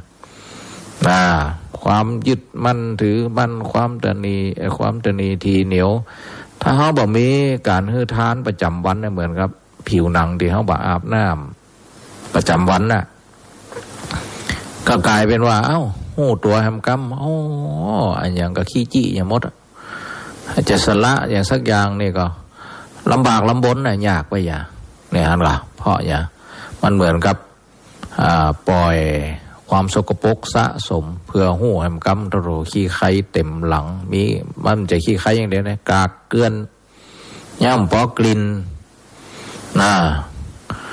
แล้วก็เริ่มละมีวัตถุแทนที่จะมีความสุขก็กลายเป็นพิษหันพิษนี่ยึดตนีไปอย่ามดนี่แต่ที่เขาได้ฝึกกันเนี่ยฝึกกันทุกเจ้าฝึกกันทุกวันแต่ก่อนนะเต็มเดียวหัวบัดเดียวนี่อ้างสปะบ่ค่อยทำบุญตักบาตรบ่ค่อยหยังละนะข้าวทุกเจ้าบัดนี้บ่กราบบ่ไหว้ละบ่ใส่บาตรละเอาเข้าไป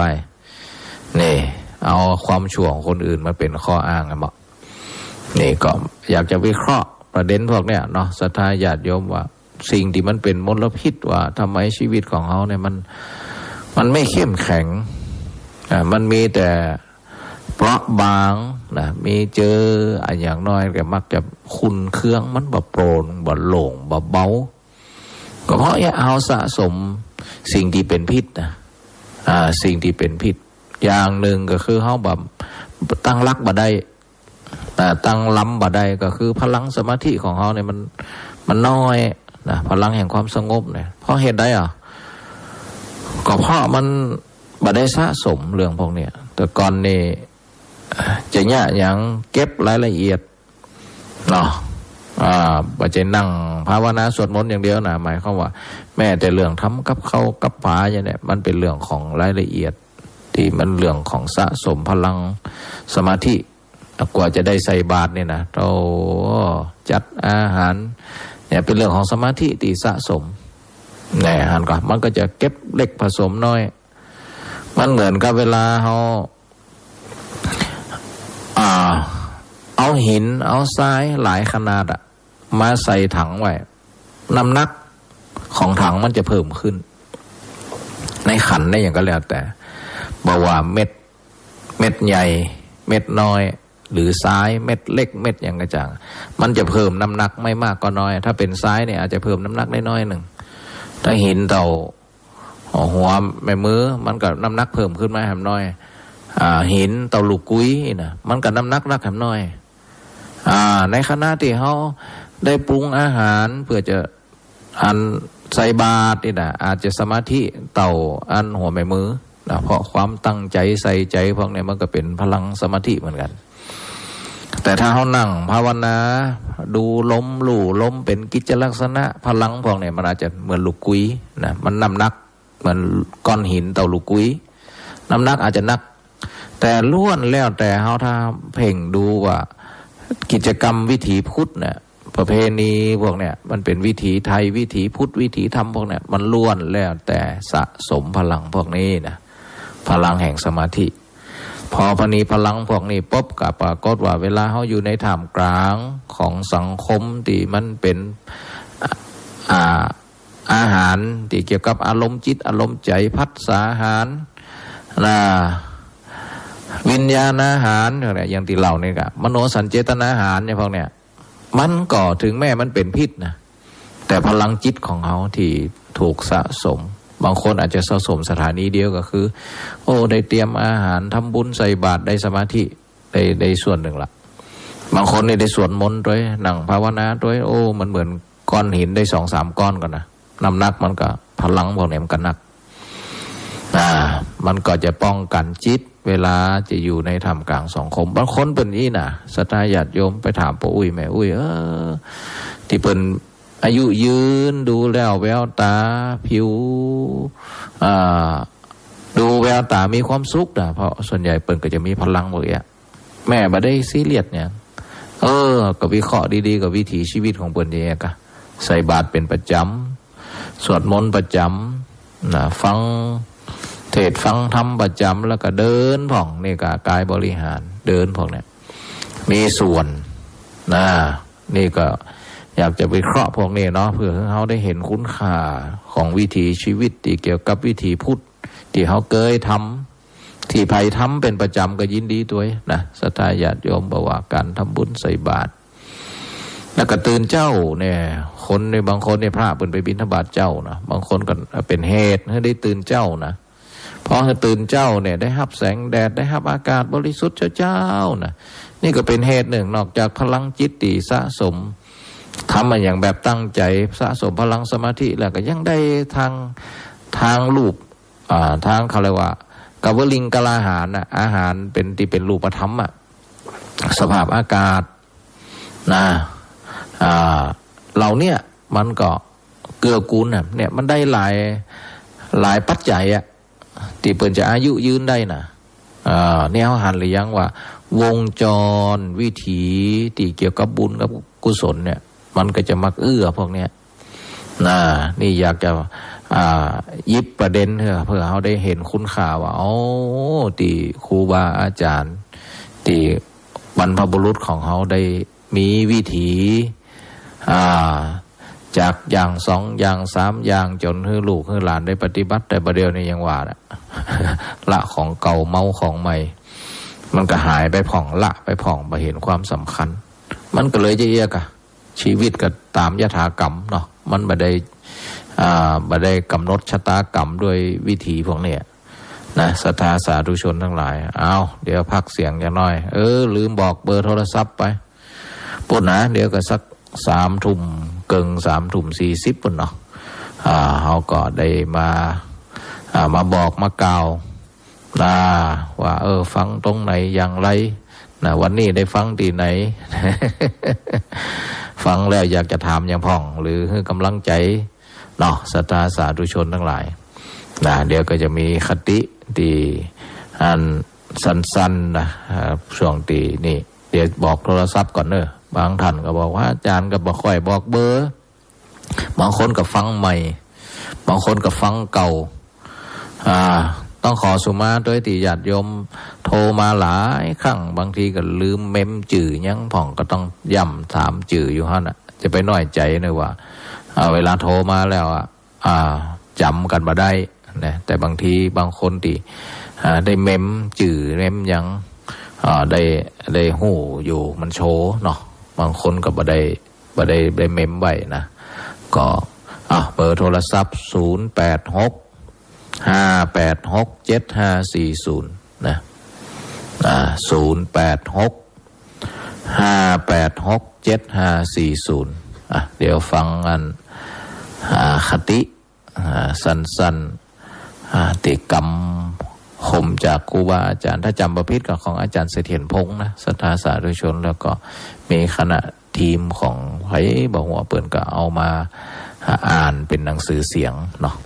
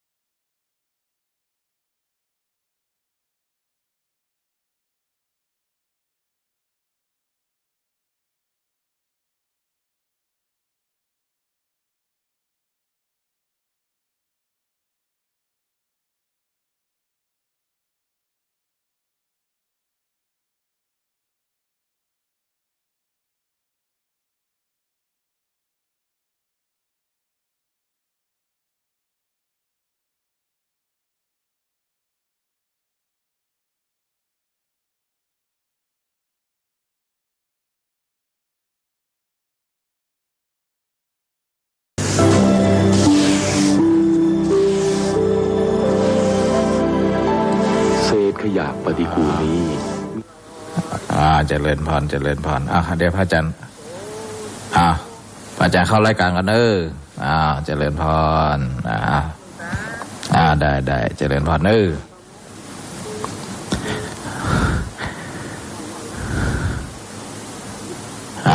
ก็มีโยมเนาะได้มาโทรมาเข้ารายการเนอะมาจากห่างชัดจะได้ก็แหมสกัมเนาะสถาญาติโยมมี2-3 สายกับบัตรตันทับสกัมนะเดี๋ยวก็รอสกัมเนาะเดี๋ยวจะสรุปธรรมะต่อในเรื่อง ที่ได้ปรารภตะกี้นะตะกี้ก็หนังสือเสียงที่ได้เปิดไปตะกี้ก็เป็นธรรมะจากคติธรรมที่เปิดได้ยิบยกมาเปรียบเทียบต้นไม้กับชีวิตเนาะการปล่อยวางเนี่ยตะกี้ก็ได้ปรารภว่าต้นไม้ต้นตอกที่มันที่มันย่อยลงมาเขาก็โน้มลงมาได้จับการใช้ชีวิตของเราเหมือนกับใจสติปัญญาในการใช้ชีวิตแล้วก็พูดถึงเรื่องการปล่อยวางการกวาดขยะออกจากจิตจากใจเนาะโดยเฉพาะความเห็นแก่ตัวนี่ก็มีข้อคิดจัดดีศรัทธาญาติโยมทั้งหลายความเห็นแก่ตัวก็ดีความโลภก็ดีความหลงก็ดีนะพวกเนี้ยมันก็เปรียบเหมือนขยะที่มันอยู่ในจิตในใจเขาก็ต้องกวาดออกไปบางทีมันอย่างว่ามันมากว่าจะกวาดมดจะมดมันตึงมดเนาะในวิถีชีวิตปุถุชนของเขามันตึงมดเขานี่เหมือนปัจเจพระอรหันต์นะแต่เขาก็ต้องกวาดเหมือนบ้านเขาเนี่ยก็จะกวาดครั้งเดียวมันจบก็มันใจมีฝุ่นมีต้องถึงกวาดถึง7เนาะอันนี้ลกฝุ่นต่างๆนี่นึกถึงว่าอันกระแสชีวิตของมนุษย์เขาเนี่ยมันก็นิสัยต่างกันเนาะแต่เขาก็ต้องหู้ตัวด้วยนะเพราะมนุษย์ของเขาในบางคนก็มีโมหะจริตเนาะมีลักษณะจิตมีโมหะบางคนมีศรัทธาจริตบางคนมีพุทธิจริตบางคนมีวิตกจริตบางคนมีโทสะจริตเนี่ยพวกนี้นะศรัทธาสาธุชนทั้งหลายลักษณะต่างๆของคนทั้งหลายบางคนก็มีความหดหู่เป็นปกติบางคนนี่มีความฟุ้งซ่านเป็นปกติบางคนนี่ขี้รำคาญบางคนนี่เขือบแข้งสงสัยบางคนนี่ก็ยึดมั่นถือมั่นบางคนนี่จะบริจาคสิ่งของยากนี่นะยากกับลักษณะนิสัยต่างๆแล้วเนี่ยมันก็จะมีความแตกต่างของคนบางคนก็สอนยากสอนเย็นบางคนก็สอนง่ายบางคนนี่มีมิตรไมตรีอุปนิสัยใจคอ บางคนเรื่องอาหารการกินจะระมัดระวังบางคนนี่ก็จะมีความเพียรพยายามบางคนที่หันอย่างน้อยก็รู้สึกน้อมนำมาเป็นธรรมะสังเวชสลดจิตสลดใจสร้างแรงบันดาลใจให้ตนเนี่ยว่าประมาทบางคนนี่ขี้วิตกกังวลบางคนแบบยินดีในการทำบุญทานกุศลบางคนนี่ชอบแอวบางคนนี่ยินดีในการกุศลบางคนนี่จิตอาสาในหันก็ศรัทธาญาติโยมทั้งหลายมันก็เป็นเรื่องที่เขาลักษณะนิสัยจะให้มันปล่อยตามมีตามเกิดบ่ได้เขาต้องฝึกเขาต้องฝึกอย่างในสัตตกนิบาตเป็นบอกว่าวิธีฝึกก็คือมันได้หันสิ่งที่ดีหันตัวเจ้าที่ดีถึงวันนี้เขาก็ชอบไปพอตัวเจ้าบดีปัจจัยนักคำว่าตัวเจ้านักบวชเนี่ยเขาก็รวมไปถึงคนที่มีศีลมีธรรมด้วยเนาะปราชญ์พวกนี้ นะเขาจะจันลงใจบัลละเลยการฟังเทศของบัณฑิตมีเคารพศีลรักษาศีลมีความเหลื่อมใสในพระรัตนตรัยนะบ่ฟังธรรมแบบคิดจะจับผิดนี่ไม่แสวงหาการทำบุญที่นอกพระพุทธศาสนาก็ทำให้เฮาโลเลหลงตั้งผ่องยั้งผ่องนี่เนาะและสุดท้ายก็คือหูจักไฟในเรื่องของบุญเรื่องกุศลนี่สิ่งเหล่านี้ศรัทธาญาติโยมทั้งหลายที่เขาทำอยู่นะเส้นทางแห่งบุญกุศลอันนี้ปรากฏอยู่ในสัตตกนิบาตพระไตรปิฎกนะที่พระพุทธเจ้าได้ตรัสเรื่องพวกเนี้ยอันก็เรื่องพื้นที่เขาทั้งหลายบัลละมันเป็นคุณสมบัติของอุบาสกอุบาสิกาเนาะอุปาสกะอุบาสิกาคำว่าอุบาสกอุบาสิกาแปลว่าผู้เข้าไปใกล้แล้วไปฟังธรรมอุปาคันตวานี่อุปะแปลว่าเข้าไปใกล้สกะแปลว่าฟังเข้าไปใกล้แล้วไปฟังนี่เรียกว่าถ้าเป็นปจายเขาเรียกอุบาสกถ้าเป็นแม่หญิงก็อุบาสิกาจริงๆความหมายจะดีนะอย่างอารามเนี่ย อารามที่เขาเรียกว่าอารามนี่นะก็แปลว่าสถานที่มาแล้วเกิดความยินดีอาคันตวาระมันติเอธาติอารามโม บุคคลใดไปสู่ที่นั้นย่อมยินดีมาแล้วในที่นั้นแล้วยินดีสถานที่นั้นชื่อว่าอารามนี่ฮะนะบทวิเคราะห์ซับคำว่าอารามนะศรัทธาสาธุชนทั้งหลายเนี่ยเช่นกันเฮามาวัดมาวาก็ในฐานะที่เฮาเป็นอุบาสกอุบาสิกานอกจากเฮามาเสพมาหู้มาหันเรื่องวัดวาอารามแล้วก็พยายามมีสิ่งของอย่างเช่นต้นไม้ต้นตอกดอกไม้ดอกตอกเอามาถวายวัดได้อย่างวัดพระอาจารย์เนี่ยเอามาเถอะเอามาแล้วก็เดี๋ยวก็จะจัดเองว่าจะดอกชนิดนี้จะควรจะอยู่ตรงไหนอย่างไรถ้าเฮามีนะหรือจะซื้อมาก็ได้อยากจะทำบุญเป็นต้นไม้ต้นตอกได้หรือวัดใกล้เคียงที่ตุลุงตุอ้าวที่เปิ้นชอบต้องที่เปิ้นชอบก่อนนะถ้ามันชอบเดี๋ยวหมู่เขาเอาไปถวายแล้วก็ตายมั้ง นี่มันก็เพื่อให้วัดเกิดความร่มรื่นนะบางทีบางวัดเนี่ยก็เทคอนกรีตอย่างมดฮ้อนนะความฮ้อนเนี่ยมันฮ้อนกลางวันเนี่ยมันพอนะเวลาตะวันตกดินแล้วมันคลายความฮ้อนนะกว่าจะเย็นนี่3-4 ทุ่มนะวัดบรรพตนี่บ่าย 2 โมงนี่ก็พอตะวันคล้อยแล้วก็เย็นละมันก็จะฮ้อนตอนดีเที่ยงประมาณนี้แหละเพราะว่าตะวันมันอยู่เหนือหัวเนาะมันส่องมานะแต่ว่าพอ2 โมงเพราะมันต้นไม้ต้นตอกมันซ่อนนะมันแดดมาเฉียงพอต้นไม้แต่ละต้นมันซ่อนกันเนี่ยมันจะความเย็นแต่เผื่อสัก2 โมงนี่เย็นละวัดบรรพต2 โมง 3 โมงเนี่ยโลกอันนี้ตัวทำให้โลกเย็นจุ่มนี่ก็ส่วนหนึ่งก็ศรัทธาญาติโยมอยากจะทำบุญเกี่ยวกับต้นไม้ก็ทำได้เนาะต้นไม้นะเป็นดอกไม้ก็ทำให้ความเป็นวัดไงอารามคนมาแล้วเกิดความยินดีนะเป็นธรรมชาติบำบัดลื่นล้มนะมาป๊อบก็ได้เห็นธรรมชาตินะก็เป็นธรรมะไกลๆนะเป็นธรรมะไกลๆเหมือนกันได้ธรรมะบำบัดแต่ธรรมชาติบำบัดเนาะชาวพุทธเขาก็อย่างนี้ก็เพราะว่าดูแลศาสนาก็ดูแลหลายๆมิติ เพราะองค์ประกอบของศาสนามันก็มีอยู่1ศาสนบุคคล2ศาสนธรรม3ศาสนสถานเนาะศาสนวัตถุแล้วก็ศาสนพิธี เนี่ยองค์ประกอบของศาสนา ศาสนาบุคคลก็มีทั้งพระบรมศาสดานะเฮาก็บ่ตันเนาะพระบรมศาสดาก็มีพระพุทธรูปเนี่ยก็อย่างชาวพม่าเนี่ยเป็นโอ้ที่มันดาเลก็ที่อัน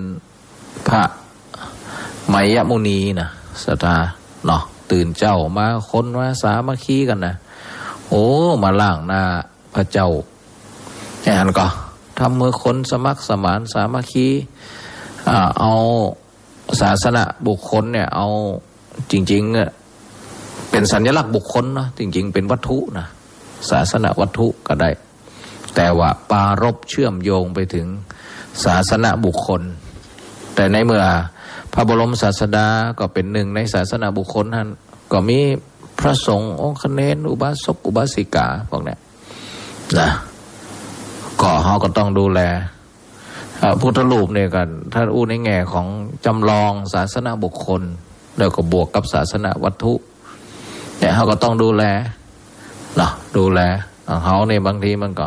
ว่าคอยได้ดูแลเนี่ยก็ขอฝากศรัทธาญาติโยมเนาะวัดเขาอย่างเขาว่า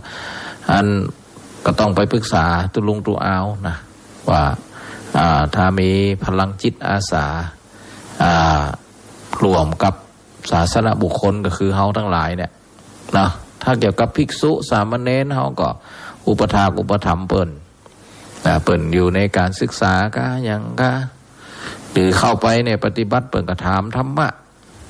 นะดีที่สุดนะไปถามธรรมะถามตุลุงตุอาวบางทีเฮาก็เข้าไปแล้วก็บ่ค่อยไปได้ถามเชิงธรรมะนะไปถามดวงผ่องไปถามเลขเด็ดผ่องเลยนะป้าเดี๋ยวก็จะยังไงว่าป้ากับเขาลกเขาพงอ่ะบอกนะศรัทธาญาติโยมไปก็ไปถามแต่เรื่องพวกเนี้ยดังนั้นเขาทั้งหลายก็ถามธรรมะตัวอันนั่งสมาธิจะได้ดีฮะเนี่ยเนาะ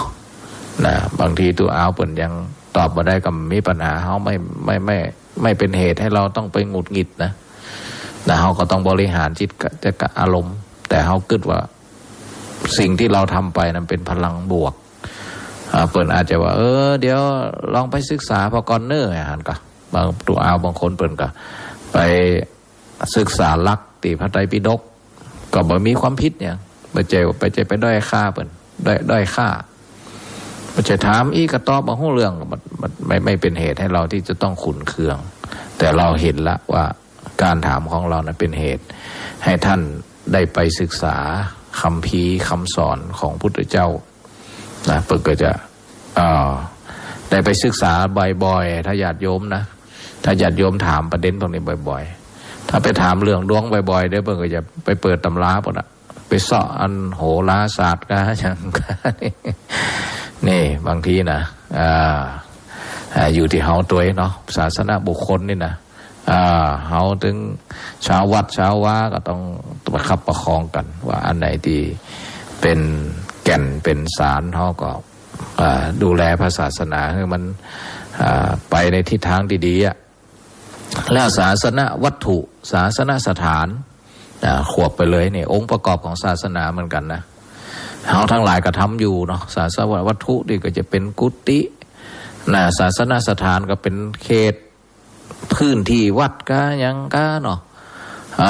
ถ้าเป็นศาสนาวัตถุก็เป็นเรื่องของเจดีย์วิหารเขาก็ต้องช่วยกันทั้งสร้างทั้งซ่อมทั้งมาทำความสะอาดช่วยกันเนาะเพราะประเดี๋ยวพระสงฆ์องค์เน้นเขาก็น้อยนะแต่ละวัดแต่ละวาเขาก็เอาเขตพวกนี้ไปเป็นบุญเนาะอย่างพม่ามอนเนี่ยเขาหันกับศรัทธาญาติโยมไปที่ไหนอย่างไปอันครูบาบุญปิงเนาะวัดพระเจ้าอุทุมพรนั่นนะบ่อแห้วนะเปิ่นก็ว่าถึงวันนี้ก็โอ้นะได้เนี่ยพี่น้องไทยใหญ่ที่เปิ่นมาเนี่ยการตามโรงงานเซรามิกของยังผ่องโมเนี่ยนะเปิ่นเอาลูกเอาหลานมาเปิ่นกับบ่ทิ้งวัดทิ้งว้านะเอาความเป็นพุทธเอาความเป็นวิถีของชาวพี่น้องชาวมอญกับพม่าเนี่ยเอามาตัวนะศรัทธาญาติโยมพี่น้องชาวมอญเนี่ยโอ้ต้องทุกวันต้องตอนที่ไปทัศนศึกษานะบะแรงมาเนี่ยเปิ่นไปหับลูกหับเต้ามาก็ต้องไปวัดไปวาละ กวาดวัดกวาดวาโตเป็นวิถีชีวิตของเปิ่นอย่างนั้นเนาะทุกวันต้องของเขาเนี่ยแต่ก่อนนี่มาวัดเข้าวัดเรื่องทานศีลภาวนาในตอนวันโกนวันพระเนาะไปนอนนะมแมลงก็ไปหับศีลแหมวันก็เป็นวันพระเอาไปเอามาก็เหลือวันเดียวนะนอนละนะแล้วเอาก็นั้นมาเดียวนี่มันไปละนะนี่ห่างติ๊กติ๊กบะเข้มข้นจางไปติ๊กติ๊กนะศรัทธาญาติโยมทั้งหลายนี่มันก็เฮาก็ต้องตระหนักเรื่องพวกนี้ตัวเองนะคิดนึกตรึกสกิดตัวเก่าบ่อยๆว่าความเป็นพุทธอุปาสกะนี่แหละอุปะแปลว่าเข้าไปเนี่ยสกะก็ใกล้ธรรมนะอุปะคันตวาเนี่ยอนุนะสุนาตีตินะอุปาสโกบุคคลใดเข้าไปแล้วย่อมฟังธรรมบุคคลนั้นชื่อว่าอุบาสกนะหญิงใดเข้าไปแล้วย่อมฟังธรรมหญิงนั้นชื่อว่าย่อมอุบาสิกานี่นั่นนะก็อยากจะฝากประเด็นพวกเนี้ยเนาะหมู่เฮาทั้งหลายได้อย่าไปจืดล่ำก็นึกถึงพี่น้องทั้งมุสลิมอิสลามเนาะเปิดก็จะมีเขาเรียกละหมาดก็เป็นกุศโลบายใช่ไหมว่าละหมาดวันหนึ่ง5 ครั้งตื่นมาก็เอาละนะควายมาเอาละเที่ยงมาเอาละตอนแรงก็เอามาแล้วก็ประมาณ3 ทุ่ม 4 ทุ่มเอามานี่ตอนนั้นอาตมาอยู่วาวีเนาะอำเภอแม่สวยอยู่กับบนดอยมันนะดอยวาวีแล้วก็ฮันเป็นมีมัสยิดนะมีพี่น้องที่นับถืออิสลามหนักเนี่ยแจ้งมากับเป็นได้ตระหนักถึงคำสั่งสอนพระศาสดาของเปิ่นนะเปิ่นก็เอากันเป็นกันแต่ดังนั้นเป็นเรื่องเข้มข้นนะพี่น้องแต่ชาวพุทธเขาเนี่ยก็ยังว่าบ่ค่อยเรื่องพวกเนี้ยศาสนาธรรมก็บ่ได้ศึกษาอย่างแต่นะบ่ได้ศึกษาบ่น้อมธรรมะไปปฏิบัติมันเข้มข้นอย่างที่พระพุทธเจ้าตรัสลักไว้ก็เว้นชั่วทำดีทำจิตให้สงบสะอาดสว่างบางทีเขาก็ไม่ได้ทำเลยข้อนี้นะเนี่ยอันก็เขาก็ไม่ได้ทำแต่ก่อนนี่ก็เรื่องทำดีเนี่ยเอาวัน7 ค่ำเอา8 ค่ำ14 ค่ำ15 ค่ำเอา2 วันเอาไปเอามาก็หายไปแต่น้อยนะก็เลยบ่เข้มข้นชาวพุทธเขานะบ่ค่อยเข้มข้นอันนี้ก็ว่ากัน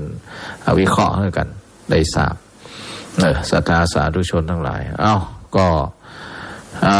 ได้ได้จากันไปช่วงนี้ใครจะโทรก็โทรมาได้ก็จะทยอยรับสายแล้วก็ธรรมะวันนี้หัวข้อวันแรกก็ถึงเรื่องปราลบเหตุการณ์นะศรัทธาญาติโยมจะไปลืมนะตะกี้ก็มีกรณีศึกษาที่น่าสนใจที่ไผจะเอาไปปฏิบัติก็ได้ในเรื่องของเผ่าฮันซาที่เป็นมีอายุยืนมันมีสาเหตุเนาะมีเหตุที่เป็นเกิดจากการกระทำของเปิ้นนะปัจจัยอยู่ที่โชคชะตานะอยู่ที่ชะตากรรมของแต่ละคนแล้วก็ของแต่ละคนในค่านิยมของคนของเปิ้นนะเนี่ยศรัทธาสาธุชนทั้งหลายเจริญพรนมัสการพระเจ้าท่านมหาเจ้ารายงานตัวได้เนอร์ภายในแม่บ้านเย็นจันทวงศ์มัน11 9เจ้าจำได้ก็ทันใกล้ๆนี่แม่บ้านเย็นเจ้าที่แม่ลึกที่ว่าจำเอาโทรศัพท์ขว้างอาจารย์มหาจำได้ล่ะนั่นที่ลุงลังนะกะใจกะเหมือนหลายปีหลายปีละได้มานอนวัดนี่เนาะเจ้าแม่จะบอกที่บ้านน่ะมาวัดมาวาเนี่ยหมู่บ้านสีมัดเก้าน่ะเจ้าจะมานั่งวิปัสสนากรรมกันนั่งปฏิบัติธรรมกันนี่นะเจ้ากับที่เจ้าดีละแม่5 โมงเย็นจน5 โมง เย็นจนถึงประมาณ2 ทุ่มเจ้าโอ้สาธุวันละเจ้าทุกวันอาทิตย์เลยเจ้าโอ้สาธุดีละแม่เป็นแบบอย่างเนาะเป็นเกษตรเป็นป้าปฏิบัติธรรมนั่งสมาธิกันนี่เจ้าผลนะเจ้าสาธุนะแม่บันเดนเนอร์เจ้าสายเข้าให้มาสาธุแม่วันที่25เดี๋ยวหน่อยแม่จะไปดีวัดได้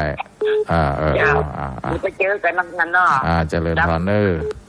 เจ้าเจ้า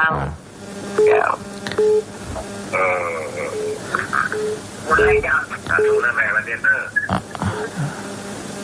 เจริญพรเจ้ากลับภาษาเจ้าฮับจ้าหน่อยพอดีนั่น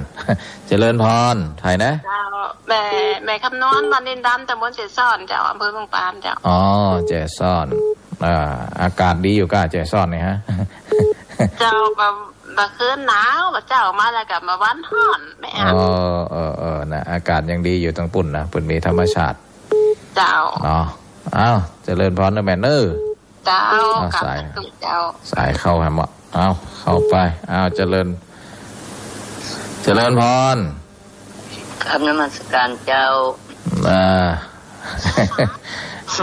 อันนี้แม่อ้อยเนาะอันนี้มีเบอร์เมมไปอยู่แม่ฟังอยู่เนี่ยเดี๋ยวถ้าวันพุธอาทิตย์นั่นไปอยู่ได้แม่เนาะเดี๋ยวมาเจอกันไม่ไปโอ้อาจารย์สมชาติกำลังขยับขยายกุฏิอยู่ฮะนะต่อตีอยู่ตีอย่างเป็นนั่นนะเป็นหุ่มจานเนาะน่ะเป็นสลาเป็นสปะของเพิ่นนั่นนะดีดีขนาดละแม่แค่นี้ก็ได้ไหมไอ้นะสายเข้าให้เหมาะคนละเล็กละน้อยวันหน้าจะเอากระอ้อยไปปลูกได้อ้อยเยอะแยะเลยได้เดี๋ยวรับสายกันเจริญพรอาจารย์เจ้าหายนะแม่ทองดีนะที่ไหนแม่ทองดีที่ไหนแม่ทองดีแต่ก่อนอยู่บ้านใหม่น่ะแล้วมาอยู่บ้านน้าป้อนี่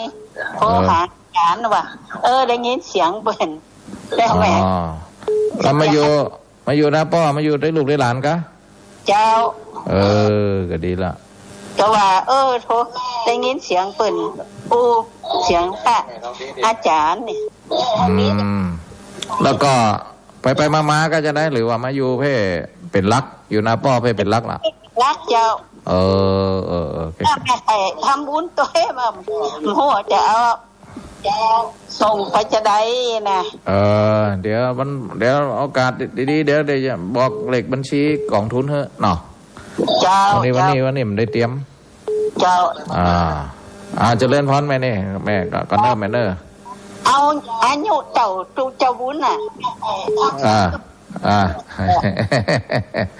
14ค่ะอาจารย์เนาะเจ้า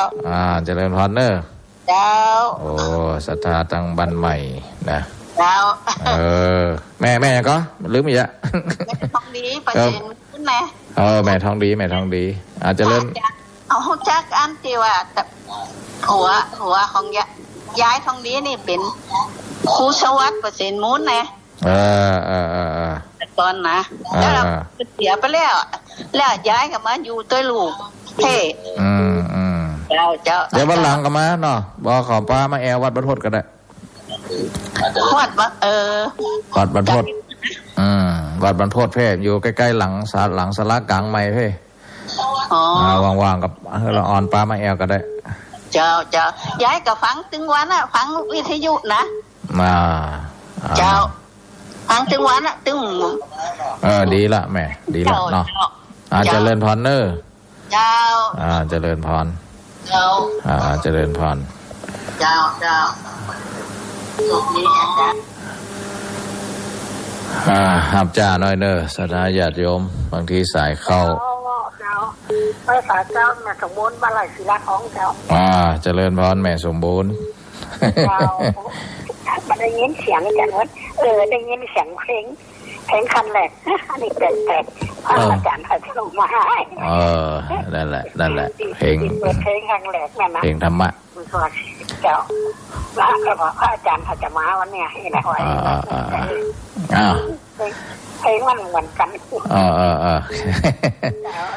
เจริญพรนะแมนเนอร์เจ้าสุมาตญาติโยมเตียนเจริญพรมาสการเจ้าแม่อย่างนี้แม่ก้อมใจคำอำเภอเงาเจ้าแม่ก้อมใจคำอำเภอเงากันในที่ว่าน่ะครูบาอาจารย์อยู่ขณะบ้านแห่งบ้านแห่งพังทุกวันนะพระอาจารย์ดีละชัดเจนดีแหละเจ้าชัดเจนดีพี่น้องอำเภอเงาวันน่ะก็รถไฟผ่านท่านเนาะเจ้าแถวท่านนะเจ้าหน้าฐานมาเทรนเนอร์ได้ท่านอันนี้ก็เจ้าคณะตำบลนั่นเจ้าคณะอำเภอเป็นมีนกยุงนี่ท่านตัว2ตัวกันนะวัดเป็นท่านเดี๋ยวบ่มีล่ะเจ้าเอาไปตีอันนี้มดล่ะเจ้านี้หลวงพ่อป่ะสบายไม่ละเจ้าก็เลยว่าเอาไปไว้ตีปุ่นมดล่ะเจ้าทีได้เจริญพรกันนะแม่เนอร์สายเข้าแฮมคนละเล็กคนละน้อยเจริญพรไว้สาครับพระอาจารย์ที่ไหนนี่พ่อนันประเสริฐวรรณแดงอำเภอน้อยจังหวัดน่านครับติดน่านมั้งกะพังตีสตาร์วีเลโอ102.50วัดถุงมงคลครับนี่มันผูกก็จะไปน่านโยมผูกครับผูกจะไปประชุมที่วัดพระธาตุแจ่แห้งครับพ่ออย่างก็ปอนันประเสริฐวรรณแดงอำเภอนาน้อยจังหวัดน่านครับนาน้อยปอนันประเสริฐชัดเจนดีเนาะอย่างชัดเจนครับเสียงเจียวๆแล้วฟังเทศฟังธรรมก็เข้าใจง่ายครับเนาะดีแล้วป่ะกับมันใจมีกำลังใจจึงพอกะอันเปิดน้ำทำน้ำใจน้องใส่ข้างหน้าพระอาจารย์ครับนอเขาฟังมีสิ่งมีสำอยู่จำดีละเป็นธรรมะโอสถมันเป็นยาเนาะครับดีละป่ะสาธุนะป่ะเนกำลังใจให้นะครับเนมีชุบเป็นผู้ใส่กระบอกเราทำหน้าสาวที่ได้เป็นห่วงอยู่ครับสาธุเจริญพรครับเจริญพรป่ะนั่นเจริญพรได้สาเจ้าถัดซาจานแนะนำตัวตัวในกองแรงเมื่อคืนน้ำเย็นแล้วเฟืองยังปานจากวัดลำปางเมืองปานกะตลอดเลยพี่น้องเมืองปานฟังกูตุนกูองกูคืนน่ะได้ฟังธรรมะนอนแล้วปะมันเป็นวิตามินนะวิตามินจิตใจเนาะเป็นธรรมะเจริญพรนะแม่เนทักทายคุณพ่อคุณแม่เจริญพรสวัสดีค่ะอันนี้ไผ่นี่อันนี้ไผ่น้องสไปครับสไปอยู่ไหนอยู่บ้านนาบัวตำบลเมืองยาวอำเภออย่างลูกน้องสไปอำเภอห้างซัดน้องสไปฟังกับไผ่นี่ก็แม่มอนไลครับแม่มอนไลแม่มอนไลโทรไปตะกี้โทรไปตะกี้น้องสไปเรียนหนังสือจันอย่างจัน2อย่าง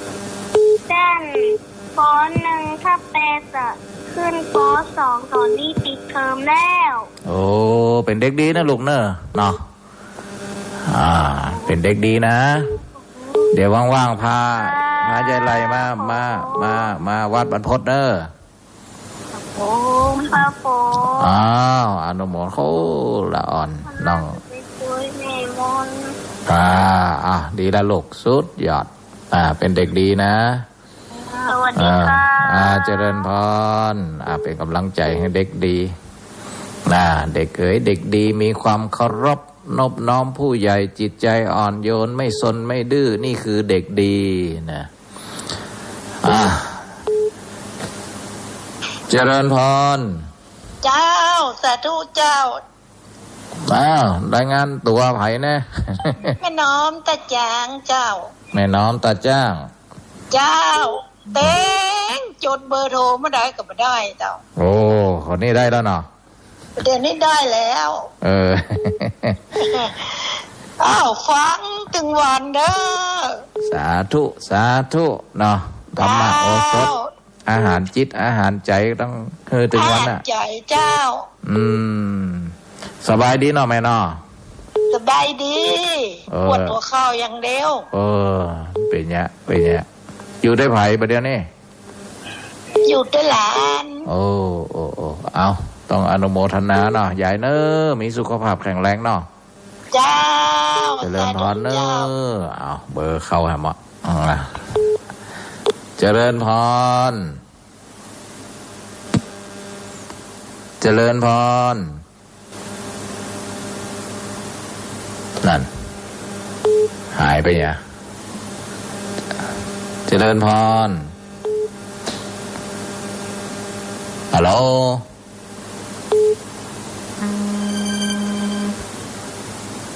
เจริญพร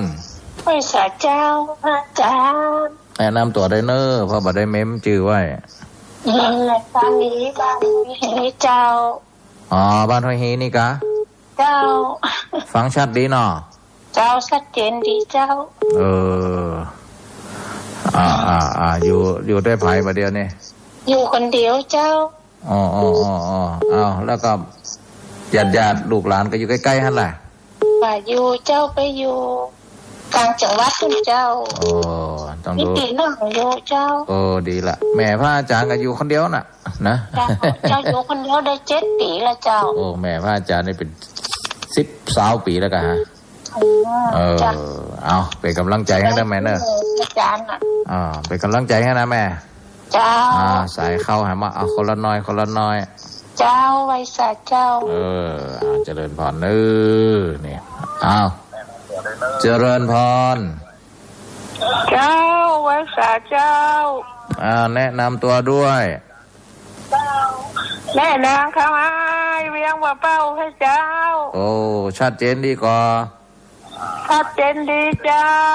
พี่น้องเวียงเป้าใกล้ๆกับบ้านอาจารย์คนหลายดอยนั่นน่ะธรรมะวันนี้ถูกใจดีเท่าเนาะ